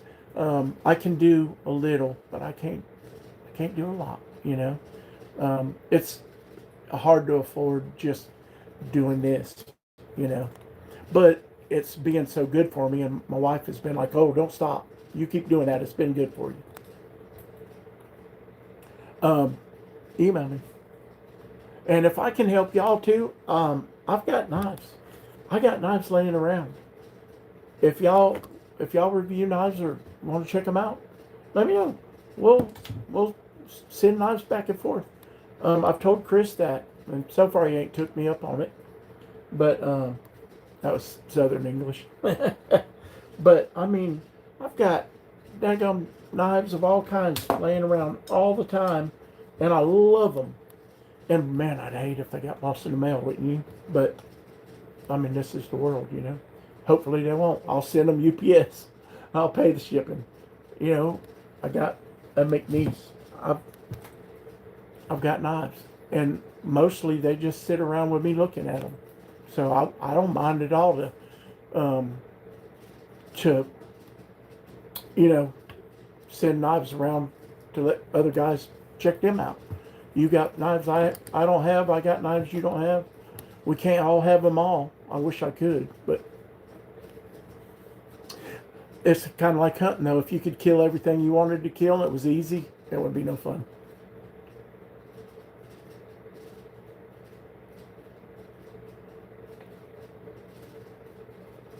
And the I've been looking at those BSF knives. I've been looking at a lot of people's knives, especially people in the community that make knives. I want to buy everybody's knife. Like DVD had his collab knife, right? But whose knife did I just bought somebody's knife here recently. Whose knife was that? I can't remember right now. But I like to buy knives from people in the community. And smaller guys, even like I just got an auxiliary manufacturing. And, you know, it's like, oh, that's a company. Yeah, but it's just a small company. You know, they're not huge yet. I live real close to McNeese. I live real close to T-Kill, small company. I live real close to Big Eye, small company. And they may be sort of famous amongst us, but they're still pretty small. But even smaller guys than that, I've been reaching out to and going, man, I'd love to show your knife. You know, get you some attention. If it helps you, then if I get to see the knife, handle the knife, I'll send it back to you. You know, because they're putting money and time into stuff. And I don't feel comfortable going to any of the companies and asking them for anything free, except for swag and stuff to give away. I do ask for that stuff. And I'm like, hey, send me stickers, send me, you know, and because I've talked to a lot of companies over the last 2 years just being a customer, and I'm a people person, so I like to talk to people, so I've got to know some of them. But, you know, I don't have an audience big enough for them to be sending me $2,000 knives or $1,500 knives or $500 knives.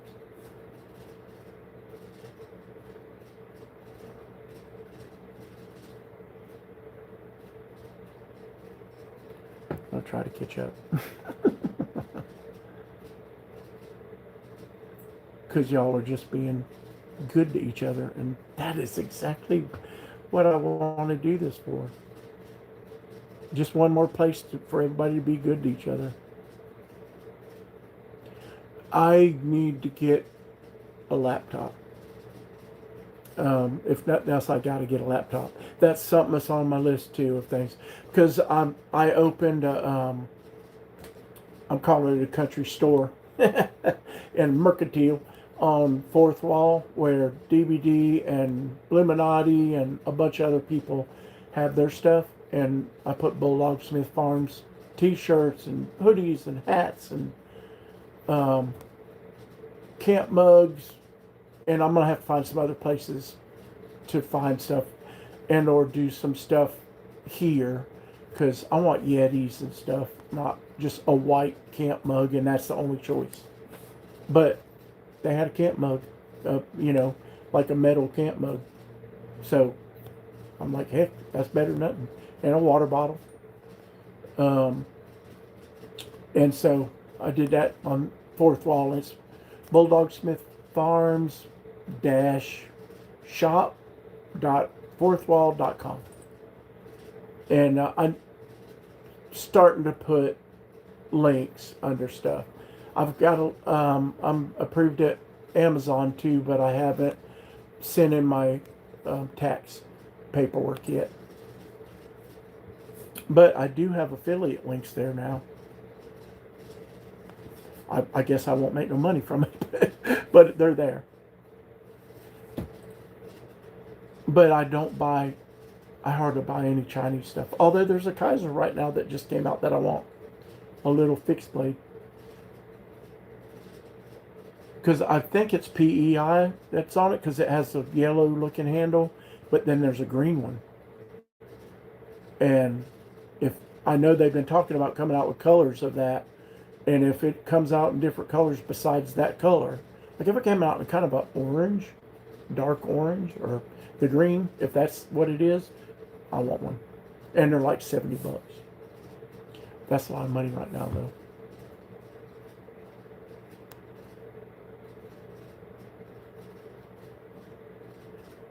Make sure I have him eating yogurt. Nobody told me about that until a good organ. Yeah, yogurt is supposed to be really good for your gut. My mom went through went through the nausea and all that, and my mom and dad always smoked pot, but they had quit for a long time, and she started smoking pot because of that, and it helped her a lot. I never did. I never did any of that. I didn't drink. I was just square. In my band, I was the only sober guy all the time. I was always sober everywhere I went. Jesus got a hold of me when I was about little bitty. Pulled me out of that stuff.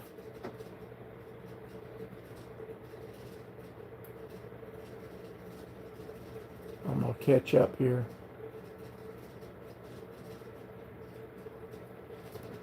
Let's see, there's an origin for sale on BBRN.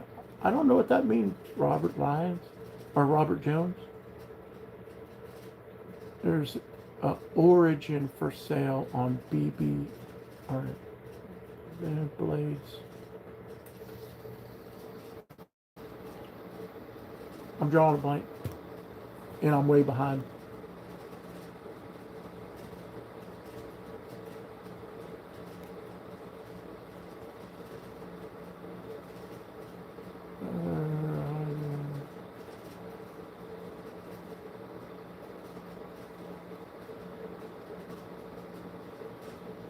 Yep. There is something to be said for, I'm not all about the mystical, but there is something to be said for speaking positively. You know, kind of like what you put out in the world is what you get back. Let's see. My dad just had 5 stents put in and a bypass and blocked off an aneurysm. Oh, wow. I've had the heart stuff too. Not heart attacks. I have heart failure. But this past month or so ago, I got great report from a heart doctor, my kidney doctor, and my sugar doctor. Everything's glowing. Best shape I've been in 20, 25 years. I'm actually able to take care of myself.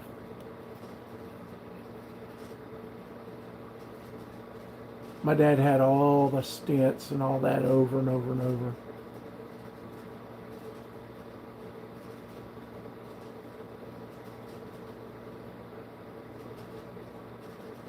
He always wants to know if I got any new knives. He has always wanted a Henry 3030, so I bought one and told him to hang on to it for me.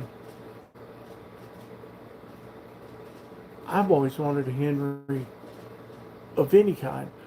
I've always wanted a lever action 22 even. I hunted squirrels and all that stuff, and I always wanted a lever action just because they're cool. I had a 30-30, and unless you step out somewhere where there's over 100-yard shot, that's an amazing rifle. And even beyond that now with modern, some of the rounds they have now. I went to a 308 and shot that most of my life. Then when they came out with the short magnums, I bought a 300 short magnum. That thing is killer. It's more than you need, but not if you step out somewhere and there's a 200-yard shot. And now I've shot over 3 with a 308, but um, but it don't shoot near as flat as that 300 short Magnum.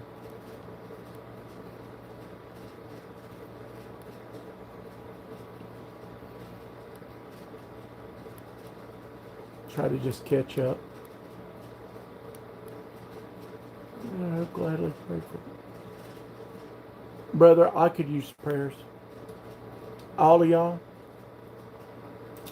I don't, you know, I don't come on and like whine about I don't want to come on and whine about all my problems. But if y'all could pray for my marriage, it would be greatly appreciated.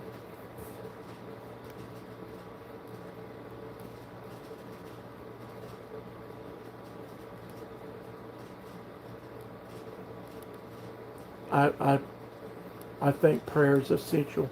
It is in my life.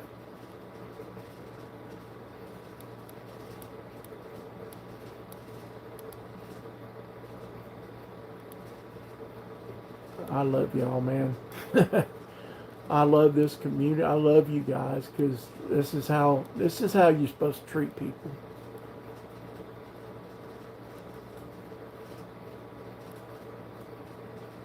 Jason Beecher. I need to. Would y'all do me a favor and email me your channels so I can make sure I'm subscribed to them, because YouTube likes to unsubscribe us all the time.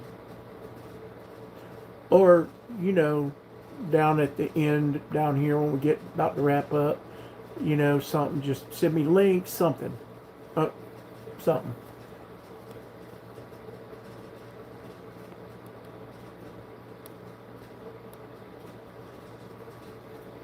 That I know, I got that from Chris because he has his email on there, and there was a lot of times I wanted to talk about something with him, but I didn't want to talk about it like on the thing. I just want to ask him. It might just be something about a knife, but I just wanted to talk to him.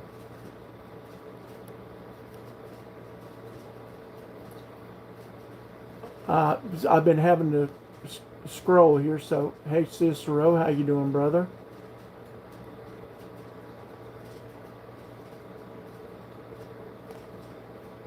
And I would love for y'all to keep up, talk to me. You know what I mean? I don't have to be under a video. It can be on email. I don't care.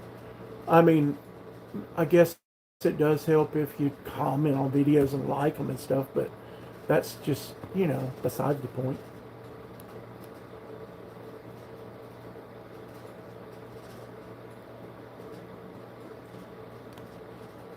Chris, you know how this is. Like, I didn't even get to meet him at Blade Show last year. He was kind of being elusive.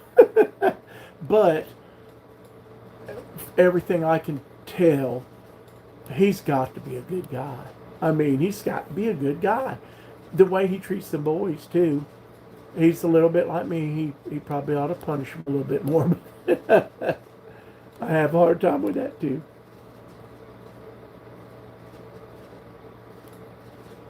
I'll tell you,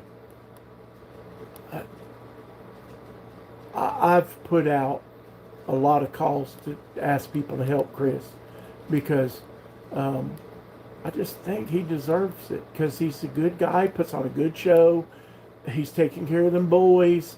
We all got stuff going on, but I mean, I think he deserves to be helped.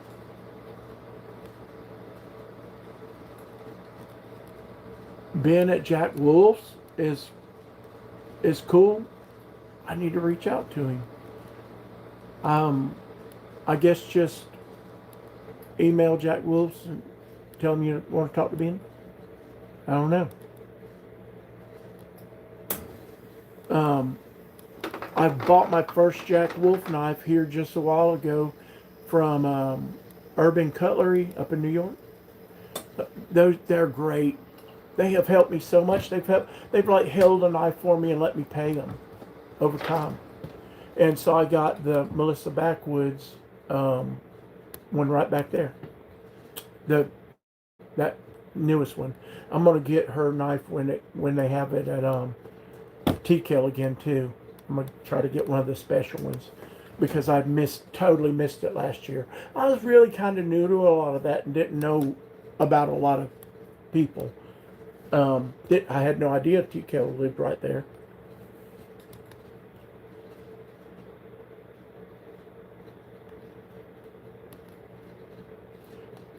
I really want to check out more of the Jack Wolf knives though.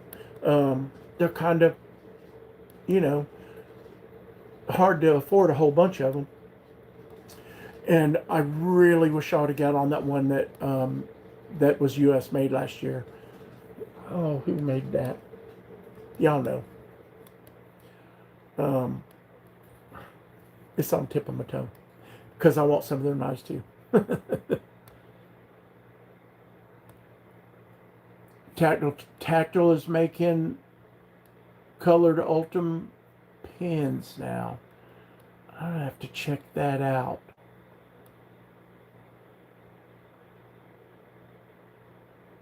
I think it's Tactile that made a pin. No, I don't know. Montana Knife Company had somebody make a razor, and I wanted one because it's black and orange. How could you not want that? Yep, my health's doing good. Um, Henry, I love Henry, and and I was never a big Winchester guy, but I do like their lever actions, their like bolt action stuff. The stock was a little bit too short for me, a little too thin, kind of this way, and I always liked Remingtons.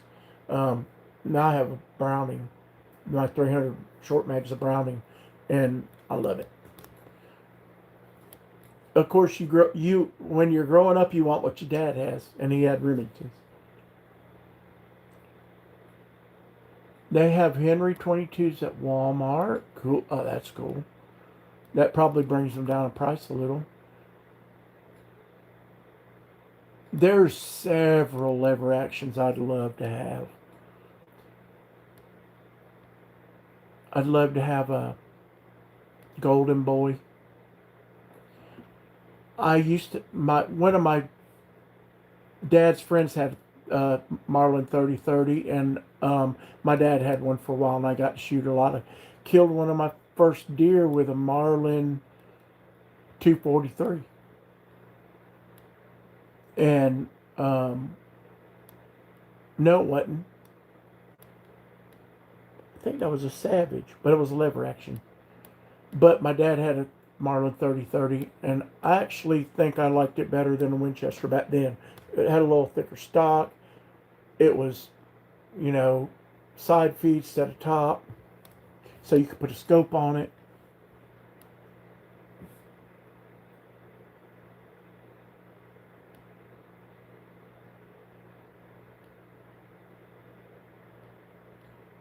That 4570. See, that's the kind of stuff I'm like, man, I really want to try that.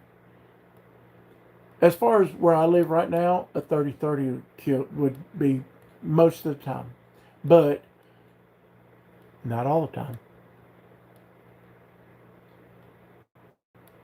Thank you, Jason, for prayers. We'll do prayers for your marriage. Yeah, I appreciate that, y'all. Uh, it's it's it's bad. It's getting better. Um, it's hard when somebody won't talk to you. You know what I mean? They just don't want to talk about stuff. Well, you can't fix nothing if we're guys, right? Just tell me. Just tell me what I'm supposed to do, and I'll get it done. Give me a mission. I I I, I sought counsel. I'm like, a multitude of counselors is good. So I sought counsel from my pastor, my best friend who's a pastor, another friend who's a pastor, and I just leaned on that in prayer. And it's doing good. I love the Marlins.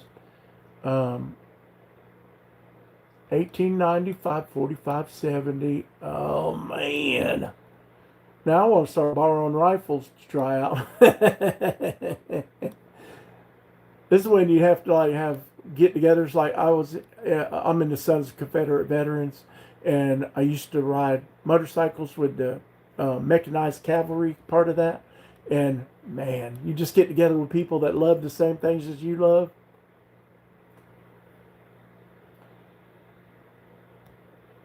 I'm telling you, brother.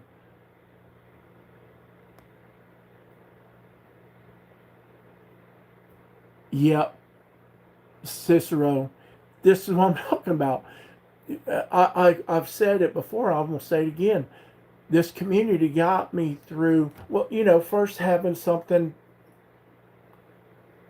to my body wouldn't work, so I needed something to make. I'm like, well, what do I have left? Okay, don't focus on what you can't do. Focus on what you can do. Adapt and overcome. I'm a Marine. My mind's working. At least somewhat. I mean, my memory's bad, and there's some, having a hard time like multitasking. Uh, it's better to some degree. But like going, I like knives, and then realizing there was a whole world of steel and companies that I didn't know about. Man, I'm gonna have to give a knife away pretty soon. um, the but then after like the the learning and all that and that getting my mind going, the people got me through dark days. When you can't do nothing, you ain't supposed to get out of bed. Um, it gets pretty depressing. You know, you start thinking stupid stuff that, I've read about some prophets that was thinking, Lord, just take me home now. And it's like you got work to do. You don't know it, but I still got stuff for you to do. Mm, a ported barrel. So so I'm guessing the weight, it brought the weight down to like a 30-30.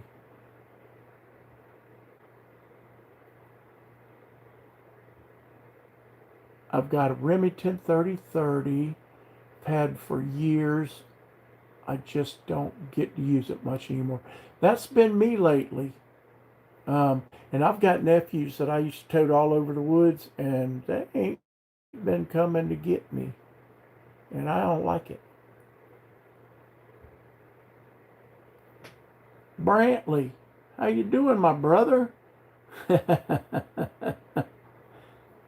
Hit me up an email.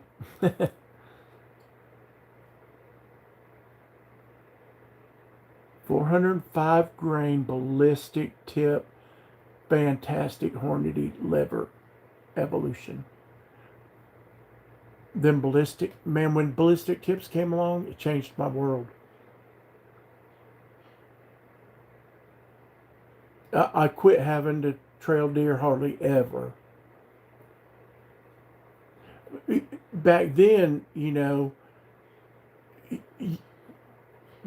at least they had hollow points by the time I was coming up. My dad and them drilled their own hollow points because on a 243, man, that round is just right through a deer like butter, and they just run forever. A hollow point, they didn't run nowhere. But if it touched anything between here and there, so much as a blade of sage grass, it was gone, man. Oh Lord. If you have that many Henry rifles, Jason, you could like just loan me one, like just to check out and do a review on. Everybody's scared to death to even say gun on YouTube. I know they probably ding you and all kinds of stuff. I don't know. I think I'm gonna do a Rumble just because of that. Um, I just hadn't got around to it. I've had plenty of square to it, just no round ones. Big Idea Designs did the collab with Montana Knife Company. Yeah, they just did that with some pins and stuff and pry bar and all. And I missed out on the pry bar. I was between pay. I really would like to have one of them pry bars. And they did. I know they did the driver and stuff. But Tactile or somebody like that did one, and there was a razor, and I kept messing around and not getting it because it's $100 and whatever dollars, you know. But it's all aluminum.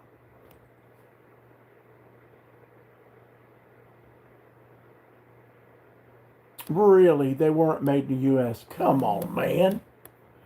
Well, that's pretty much almost everything from Big Eye has been overseas until here recently. They just did a collab with who was that they just did a collab with? They've done two lately, and U.S. made. Oh dang, because I want his little stubby little fixed blade. See, that's how my brain works.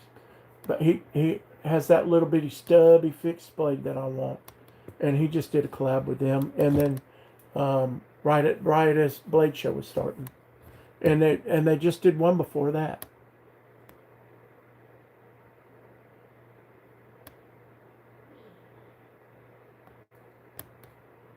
Wonder why it hides uh, comments sometimes. That don't make no sense. I could see if it was something inappropriate.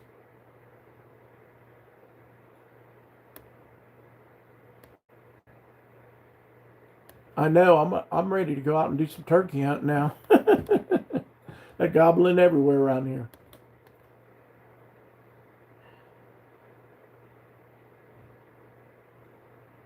Yeah, I've thought about that too. The pistol calibers, lever guns. Yeah, because I've got a 357 Magnum Ruger. I'm fixing to buy a case pocket knife with a Ruger shield on it. My buddy's been holding it for like 2 months, and I'm finally going to have the money to pay him. I love that shield, especially if it says Hank in the middle of it. He was my hero when I was coming up, teenager, going to watch him. Me and my buddy, my best friend in high school, we would go every show. It was like our junior and senior year. We'd go to every Hank Jr. show around Florida, and so we got to hang out with his band and learn some stuff about stagecraft and different things, and I took a lot from the way he was when he was good, and having pyro and dancing on the piano and playing with his feet, and oh my God, he was awesome. I always hear everybody say, I saw Hank Jr. one time and he was so drunk he fell off the stage. And I'm like, did he fall off of every stage in North America? Because everybody tells the same story as this one guy I went to high school with. And I never saw that. They're like, yeah, last year at the fair he fell off stage. And I'm like, well, I didn't see that one, but I've never seen him do that since then.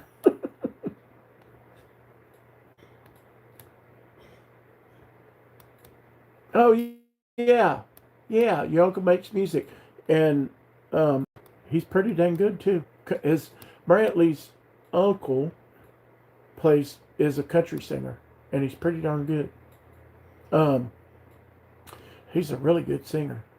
And he's got the look, for today. Good looking young guy.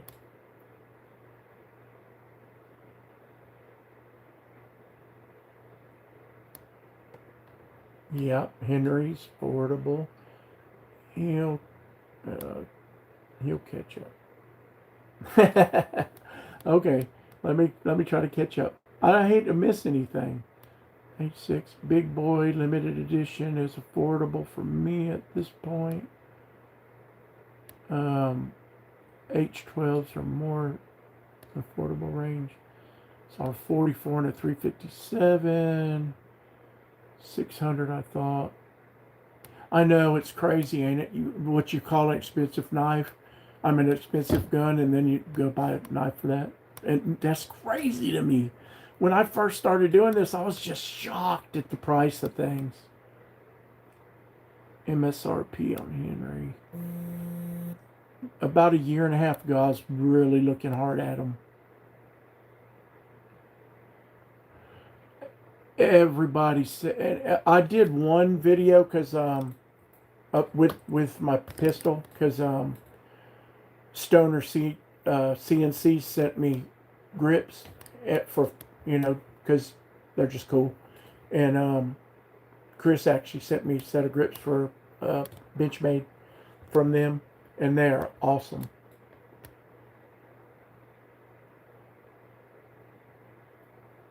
Browning 300 Win Mag, A bolt. That's why I have this A bolt. Like only a single Federal Safari grade. That Win Mag, I've only ever shot one of them, and I don't remember what it was. My cousin Rodney, it was his dad's, and we were getting ready to go hunting, and that thing would kick you out of a tree stand. That I haven't done any giveaways. I was going through some stuff, so I didn't do any lives there for a little while. But I'm fixing to give something away, and I don't have it, but I will get it. It'll probably be you guys let me know. Would you rather have a traditional pocket knife or a modern pocket knife? And I'll find something a good deal on it, and I'll get you one. I've got to get ahead of this, but money's just tight right now.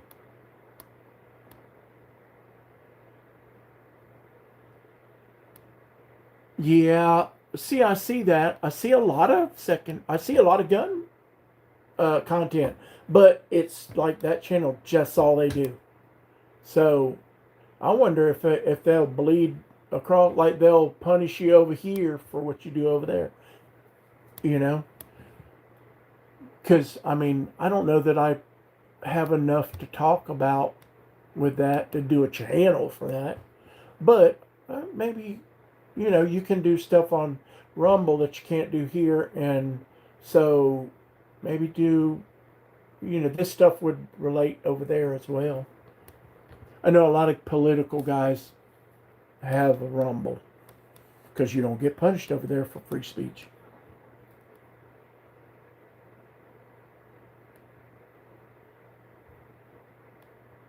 Taylor, I don't know what you're referring to, but I like Taylor.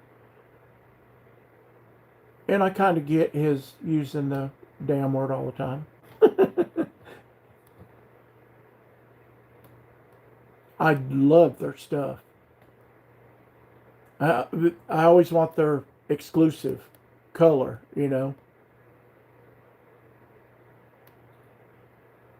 Feed them cows, Jason. Let me see, how far behind am I? 6:20, 6:23. I'm about 3 minutes behind. What's up, everybody?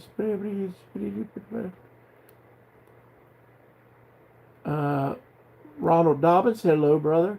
See, that's why I hate, because when I skip ahead, I miss people. Good morning. Let's see.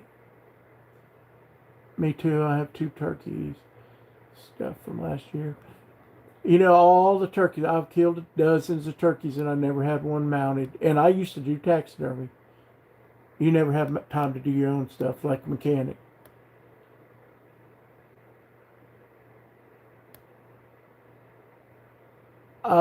Actually, yeah, both of them. The Kentucky headhunters were. They were awesome. They were just guys, man. They did not. At least when we played with them, they did not have the big head. They were just guys like me that loved to hunt. And Charlie Daniels, I adore. I I'm glad he's home now with his Savior, and that's a good guy right there. He could play too. Woo, that Joker could play. I love Charlie Daniels and got to know him you know, it's a lot of these people, you know them better than they know you, right? You know them because, wow, I got to hang out with Charlie Daniels, but to you, to them, you know, you're one of 5,000 people they met this year, probably more. I got a taste of that, and to see where people come up to you and they know you, but you don't know them, and it's a little weird.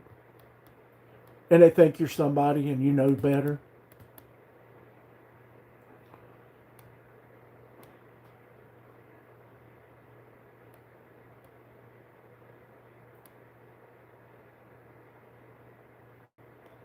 Why didn't you get the ProTech scapegoat? Also, I'm getting 2011 Wilson Combat Green Peas. Don Bond. I have not. I've got a. I've got. Gosh, I just got a ProTech. Literally, like just got it, like the other day.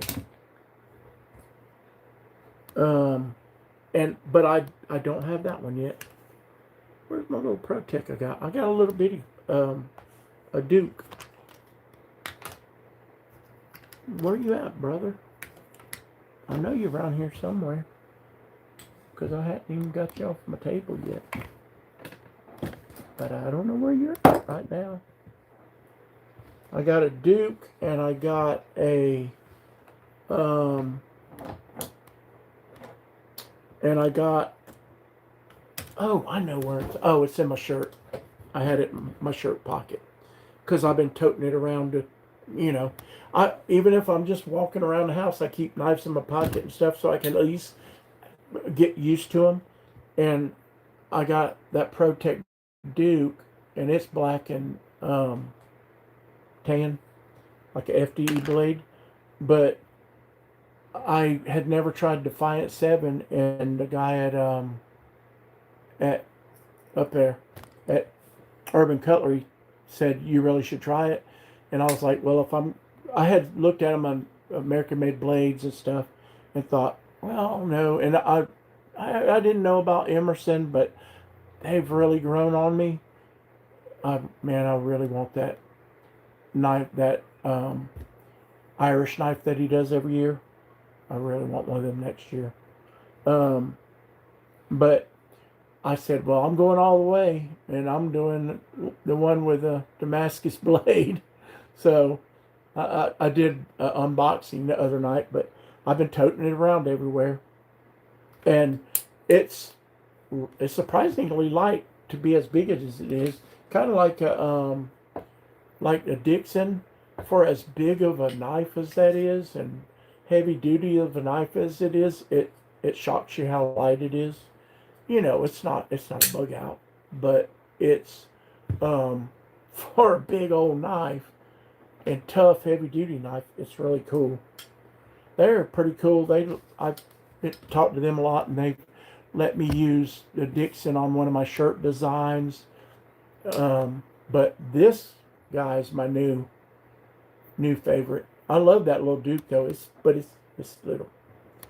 But this guy, I'm really impressed by the ergonomics on it. It's round. Everything's round. There's not a sharp edge on it except for right here on the back. Everything else is round. I love it. And push buttons are easy for me. They help me. I love it. I love it. I keep wanting to do that, and I have to remember, oh yeah, it's a push button.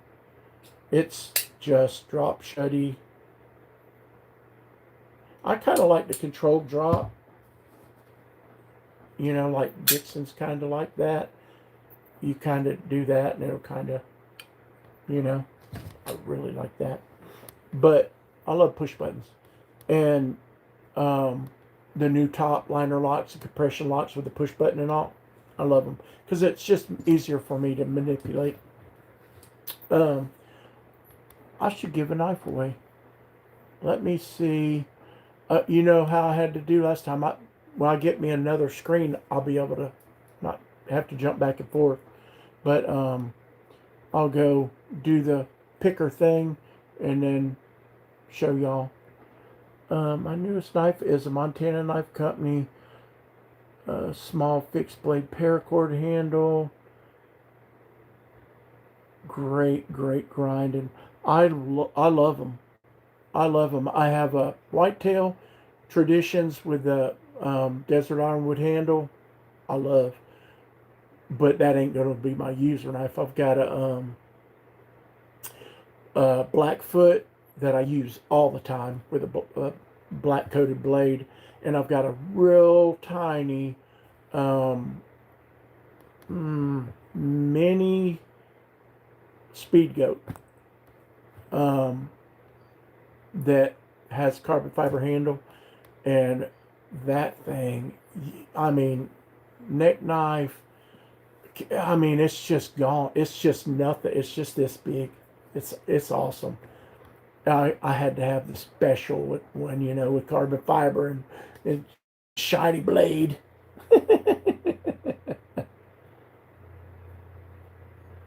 Oh wow! I want that new Buck Elite, Range Elite, and I was just looking at them today because every month I want to get the Buck of the Month, but then I'm gonna go on there and just give in and custom order me a Buck 110 with elk antler handles and the whole deal. I'm just going to do it.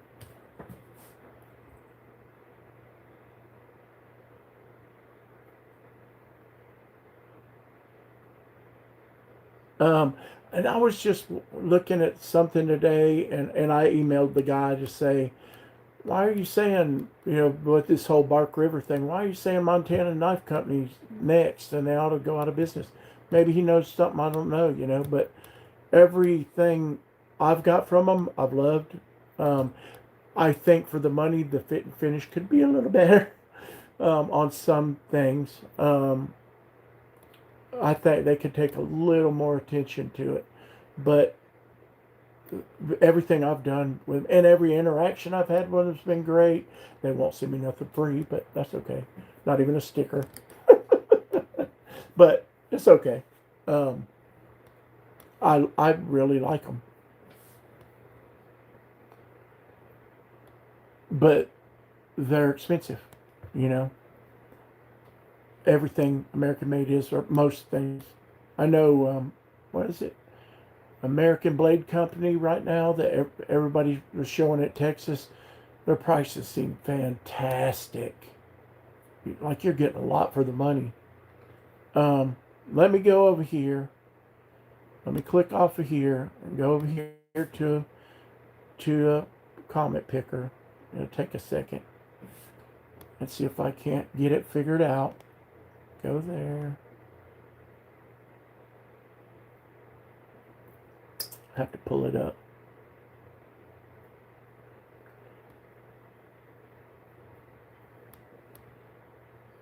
Comment picker. Pick a video. I might have to fetch.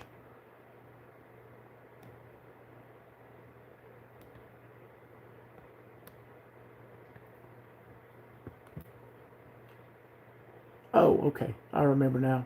I gotta go back. Hang on. I forgot. I gotta go get a link. And that'll take a second again. Maybe I gave myself plenty of time. Let's see. Let me go off of this one. Okay. Let me go look for a different video. Go to YouTube. Come on now. Back up for me.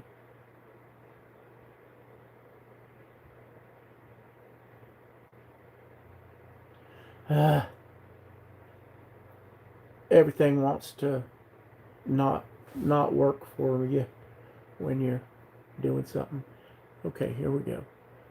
Giveaway comment video. Go there. I gotta get a link. I gotta remember how to do that. Share. hit share, copy link. Have to remember how to do everything. I ought to make myself a note to of how to do this, so I won't have to remember every time. Okay, go there.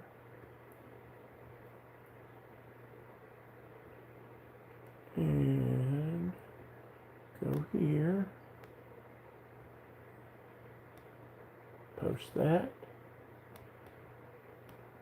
Go there. Let me see. There goes. No. Do that. Let's see.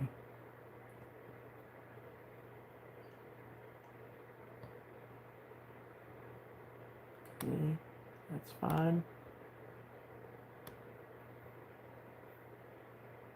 Pick a winner. I'm just going to get the phone this time so I don't have to do it the other way. And I'll just turn this around where y'all can see, hopefully, and hit the button. Roger Baker. That was quick. I don't know how you set it to do all that stuff, because this one, it just, man, it picks it like bam. All right, now let me go back. Let me see. I can see y'all up here for a minute while I go back to YouTube. But I know my boy Roger's up in the house. Been here the whole time. And there we go. And we get comments. Clinton Crosby. Thanks, Danny. Let's see. That's a long time ago. Come on.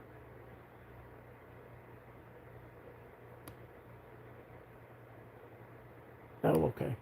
Let's see what I'm doing. Oh, not that one. Where did the live go? There we go. We're at the live. I was on the wrong thing. Congrats, Roger. Roger Baker, yeah.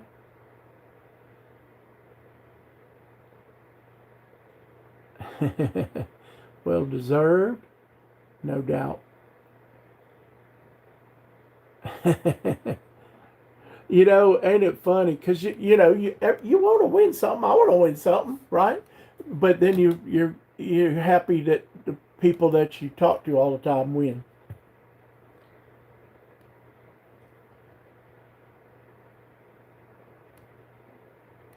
Let's see. So I missed all these comments because I said if he did not break it after 19 days, I would get him a better knife.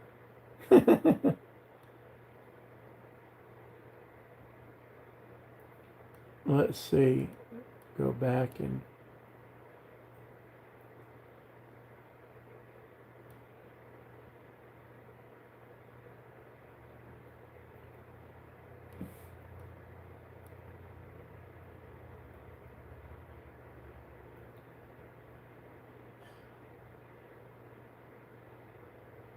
oh yeah, Montana Knife Company just built a big, giant building.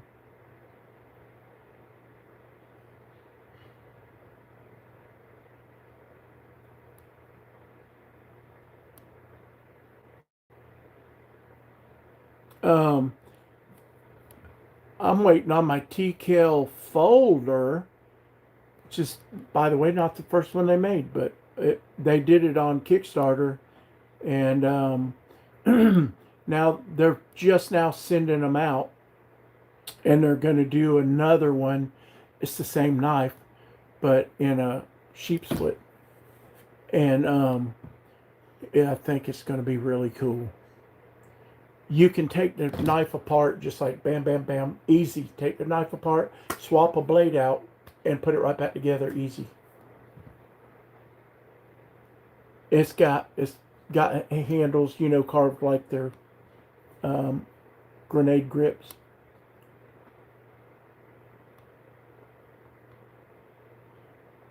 let's see. Congratulations, Roger. All right, that's cool.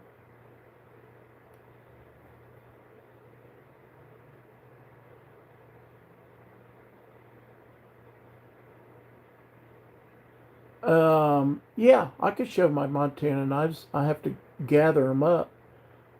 Um,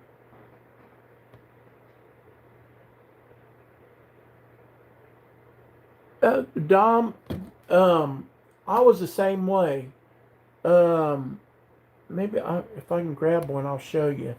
When I saw their grips, like online, I I was like, there ain't no way that can be comfortable.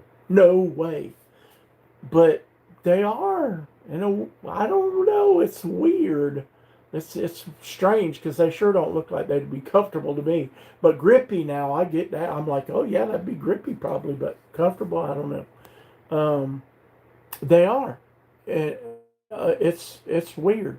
I just got auxiliary manufacturing a small EDC fixed blade, and it's the same way. It's kind of carved, because it's ironwood and carbon fiber, part of the handles, you know, joined together, and it doesn't look like it would be comfortable either. But when you hold it, it's just like it's carved just perfectly to fit your hand. Like there's more thought that went into it than you'd think. But I have to me, see, Montana Knife Company, those smooth handles, that's what I grew up with. That's what I would think would be perfect. So I knew I'd love them, and I do. Um, but on the decals, I really didn't think I loved. Matter of fact, I I saw them at Blade Show. Over, kind of just looked past them. Chris talked about them. Kind of went, yeah. I looked at them. I looked at how long it was going to take to get one and all, and I just moved on. And I kept having people mention them and say good things about them. And then it was like my niece, when I found they were in Alabama, I was like, oh, that gave me a little bit more interest in them. I found out they were pretty close by, and then so I started watching their live thing that they do on Sunday mornings before I go to church, and I would watch it all the way to church, and then they're still going for about 15 more minutes after I had to go in church. And they seem real cool, people, and so I, Tim's wife, said something about they could maybe get you, to somebody in the comments, we could probably get you a second, and more affordable and available right now. And I went, oh heck. So I emailed them, and the girl that does their email and stuff, their customer service, is fantastic. It's their daughter. Her name's China, and she's the model of the person you want doing customer service for you. She made me a customer, and so then they helped me afford one and let me pay on it for a little while. And so then I'm like, I'm in. I want more of them because it's way better than I thought it would be. But I love Montana Knife Company knives. But I've heard some things today, and I'm like, don't just write somebody off because you disagree with them. Maybe they got a point. You don't know. So I'm asking questions.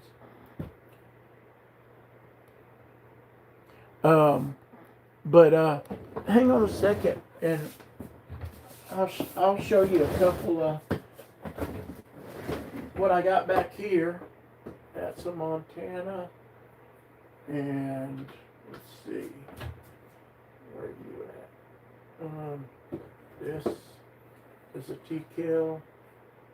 This is a T-kill, and I'll grab a couple other Montana knives over there, and I'll be right back.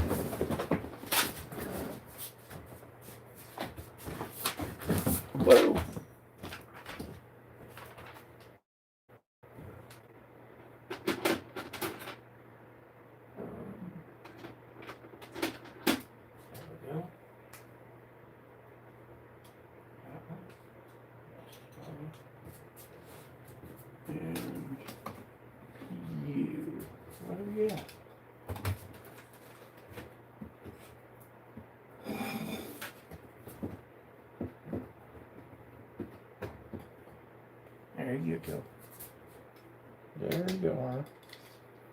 People don't know how to not lose your stuff. People are losing stuff all the time. So, let's see how much time we got left. We got 15 minutes. Because I hate to hold people up. I'll show you real quick my Montana Knife Company knives. So, this is a Taylor's Ridge. And what I did was I asked them, what's the shortest, fat, stubbiest blade you got that's like a great skinning knife? And they said, you need a Taylor's Ridge. And there's a lot more going on there than what I saw just in pictures. You know, those handles is what threw me off. Because, I mean, a blade is, you know, a blade. But that thing is really comfortable. Now, could it be more comfortable if it was different? Maybe. But like right here, if you notice, you know, this is scooped out. Well, that carve right there goes just that way. I don't know if you can see that. See what I mean? It's angled back. So they're not just randomly placed. Your finger lays right in that guy. And everybody has different size hands, but for me, that little hook right there, that little notch goes right in between those two fingers.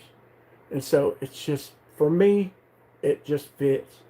And I mean, that's just, and you know, most of the time we're not gripping our knives like, you know, a death grip. You know, you're doing this or a pinch grip or up here. You know, if I'm skinning, I might be doing this.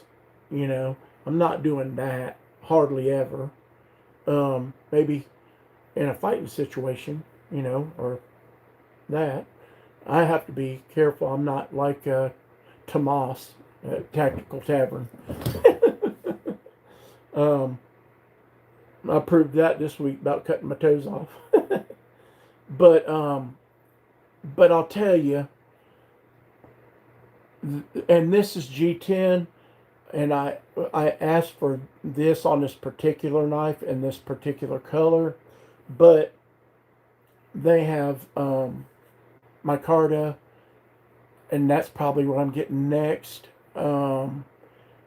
They have some special things that Bastinelli did wraps on. I've got several of them I'm getting. It's just a matter of paying for them. But the grind on these blades is awesome. And he does things that I've never seen before, like on his knives that are more tactical, you know, they have like a diamond shaped tip on them. So it kind of gets wider before it goes to the point. It makes that tip stronger. There's a lot of thought put into them. And that swedge, I love that swedge. But here's a big thing. Well, a lot of things that you see out there in the knife community now, Tim did it. Like these handles, you see them other places now. And those screws, those pass-through screws. He was the first guy that did that. He's also doing something else nobody else is doing, and that is this blade is coated with I just lost it. Nitride. Anyway, it has the same coating that machine guns have on their internal parts, which is made to get slicker as things rub together. So it makes it real slick. And they're moving more to this stepped milling, and you probably can't see it because it's slight. But it makes it more slicey. And this thing is super slicey. This one I got because of the way it looks, and it was a deal. And it was an auction item, but I ended up getting it for half of that because The guy just wanted to sell it. I think the guy that bought it for auction gave it to this guy. So, and it's their biggest knife. It's like a camp knife, but it's built on the pattern of a military knife that they use for looking for mines and stuff. And it has um, it has etching on there of Lord of the Rings. So that's all the people in the Lord of the Rings, famous scene from Lord of the Rings on there. And then on this side, it's got like Lord of the Rings sort of, you know, iconography. And I really like Lord of the Rings. You know, it's I love sci-fi and it's a Christian thing too. So two things in one. So Montana Knife Company. Yep. That's not a knife. This is a knife. Well, I grew up with that. This is my second Montana Knife Company that I got. Because I wanted a smaller blade. This is the first one I bought, a Blackfoot, named after the Blackfoot River out there. Everything in their things is named after things close to there. Tim's that Taylor Ridge, that's over there in Georgia, but other things are named after other different things. But this Montana Knife Company, it's a small knife, but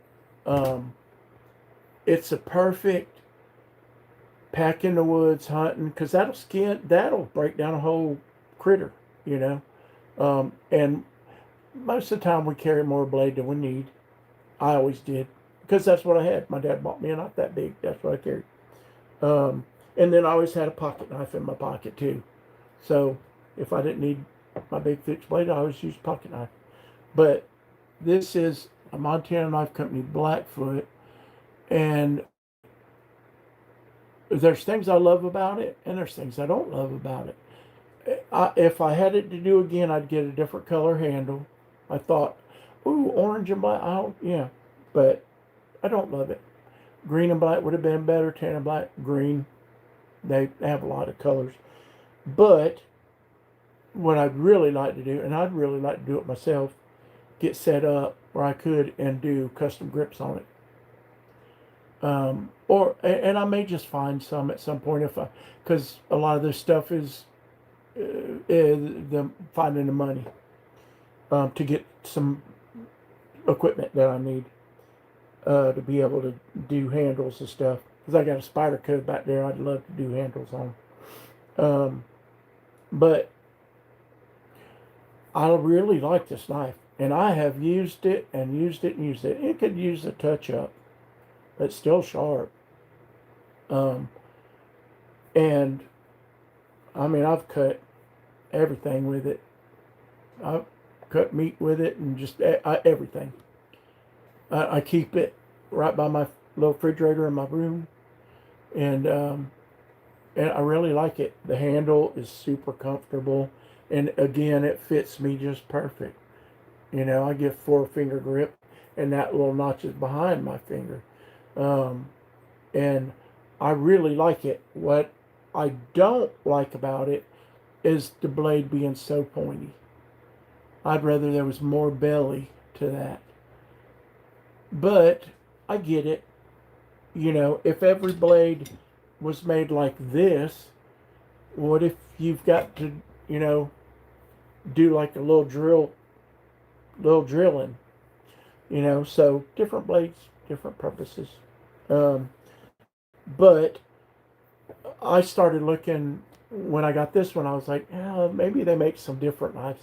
And then as I've watched now for a whole year cycle, yeah, they have some really cool knives. Right now, tomorrow, they're dropping their tactical knives. They're like $400 or $500. I think 400. But they're big knives. And They come in black blade or a FDE blade, and I really want one that's FDE with the green handle. You got to jump on it. You got to be ready. Like with any of these things with drops, you got to be ready. You got to have all your stuff and your information in your cart and be ready to go.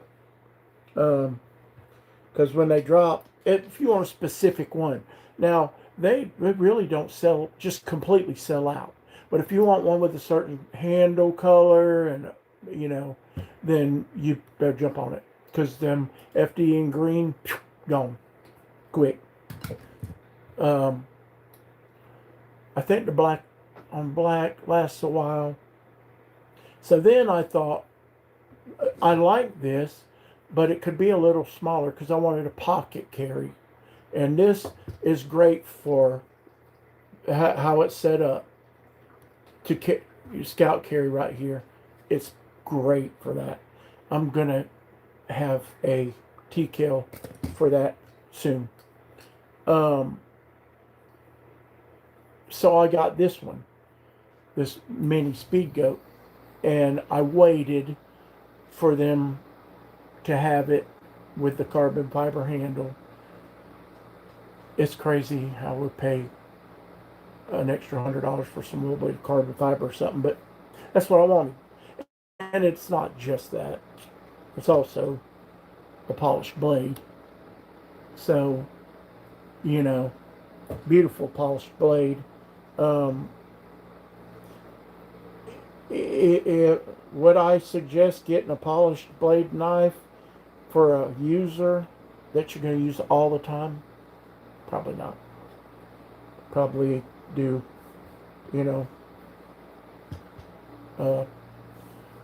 tumbled or, because they scratch real easy. But it's beautiful. I really like it. It's little, but still I can get 4 fingers on there easy. And man, you can take this little guy and slide it in that sheath, and it has a clip, and just slide that right in your pocket, and you got that much sticking out. And I'm planning to move this clip up so the clip will be higher so that it'll be further down in my pocket, because I really like this guy. But you talk about a little neck knife. I mean, it's thin. It's thinner than I would have done the handle thicker. But then, on the other hand, right, everything you gain, you lose something. The paracord knives, they're lighter. It just takes weight away. And you have paracord. You get out in the woods and you need something to tie something up with, you got it. Nickel boron. There you go. Robert remembered nickel boron. Yeah. I'm telling you, that nickel boron is awesome. It is freaking awesome. It's just awesome. The feel of it's just awesome. And this was a second. I could not find anything wrong with it except the T-kel and etching is a little bit crooked. I think that was the only thing, because I couldn't even find a scratch on it. So I went from small to extra small to my kind of perfect hunting knife, and that's a whitetail. And the traditions come with polished blade, desert ironwood handles, and a leather sheath. They're like $500, but I really wanted one. And they had the Super Cub in the drop last year. They just did one, and the Super Cub wasn't in it, but the whitetail wasn't. I was like, dadgummit.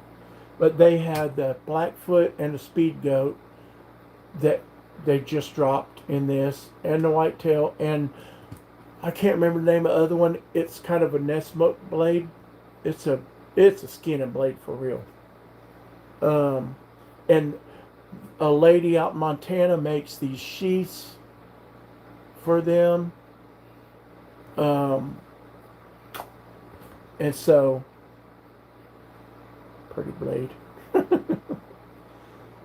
I had this up there displayed a different way, but it kept wanting to fall, so I just put it in the sheath for now till I get some way to hang it good.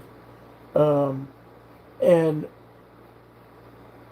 like even on Montana Life Company, even on their G10, they have a guy that his whole job is to go around and match G10 so that your knife looks like the same, because you know how they vary. Um, Everything varies, and so he matches up handles to make it where it's kind of, not just crazy different. And you can tell on that, and you turn it over, and it's pretty much the same. Um, you know how wood is, it varies a lot more. Well, and you know how knives are. If there's going to be a good side and a bad side, the good side is going to be the side that faces out. If it's antler or wood, any natural thing, bone. And so the side with the name on it, this side, I love this knife. I mean, just that's my perfect deer hunting knife. Little big maybe these days. I realize I don't have to have a blade that big, but I just love it. And it's called a whitetail for a reason. But I love that blade. That blade I love. Um, and you've got enough right there to keep you from sliding up on that blade. There's some things like NAFs. Some of their knives, I really like them, but I'm like, man, you could slide right up on that blade. And so, but this thing's gorgeous. So this is the non-show side, and it's pretty dark. You can see some life in there, but it's pretty dark. I really like the pins that they use for these. Everything's a little bit upgraded. And the other side, I love that, man. I mean, it's just mirror. And it's magna cut. But that side that shows, when your sheath's on you, this is the side that shows. It's got a lot more grain, a lot more color to it. And so that's the side you want to show. But Montana Knife Company's on the other side. A lot of people don't like branding. I do. I like to be like, that's a Montana Knife Company knife. It's right there on the blade, Microtech gets crazy with it, but but like this, I like that. I think that looks good, you know.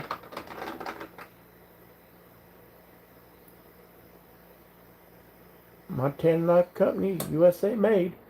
Um, I love it.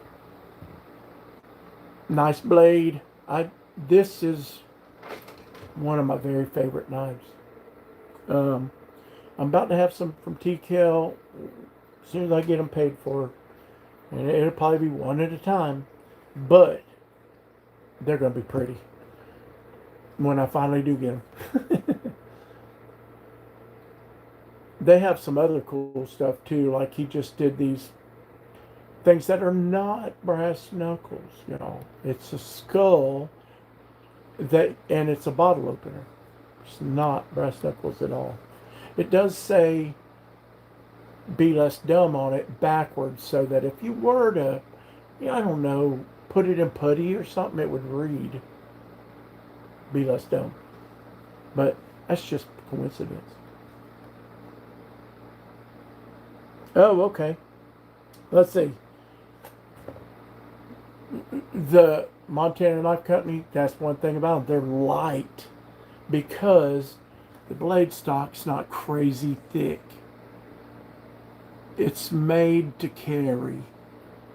That blade stock is thin. That it's like that on all of them.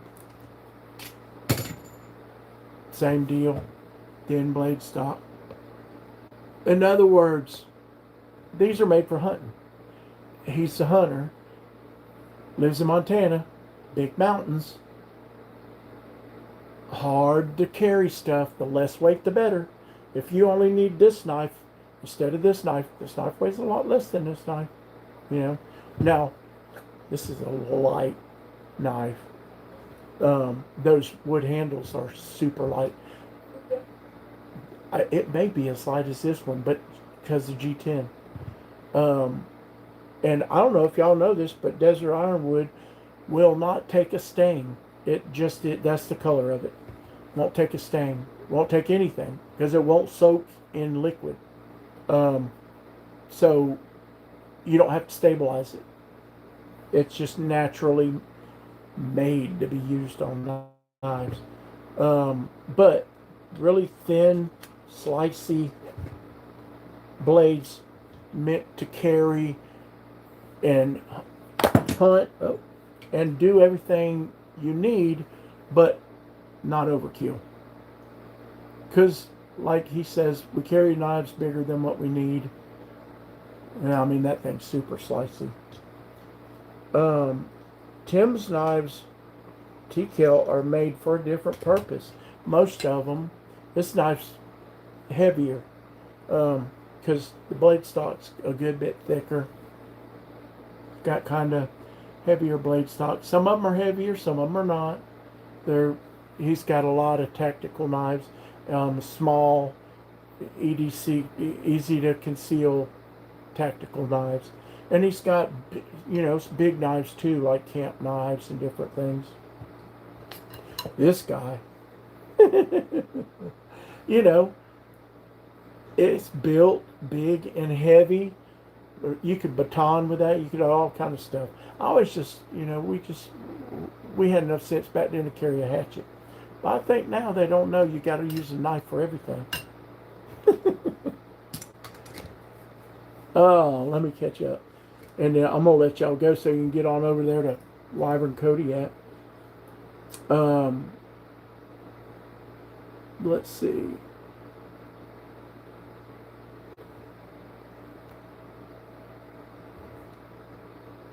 Yep. Yeah, that's a honey. So, I think I'm caught up. Y'all have a good one. I'm going to let y'all go so you can get over to Wyvern Kodiak, and I want to get over there too. We only went over about 9 minutes. Next time I'll start a little bit earlier as far as giveaway stuff. But y'all be blessed. And I tell you, keep your powder dry. Keep your blade sharp. We're living in perilous days. Let's see, Roger Baker. BullDogSmith@gmail.com, Roger. Yeah, just email me. BullDogSmithFarms, BullDogSmithFarms@gmail.com. And I'll holler at you.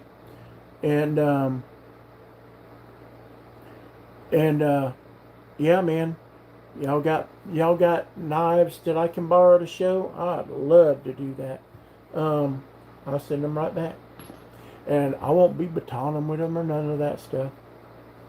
But I really appreciate y'all, and I love to spend time with you. I wish we could talk back and forth, but this is the best we got right now. So, y'all be safe until next time at BullDog Smith Farms. I'll see y'all later. Bye. Now I got to remember how to turn this thing off because it never wants to turn off. There we go.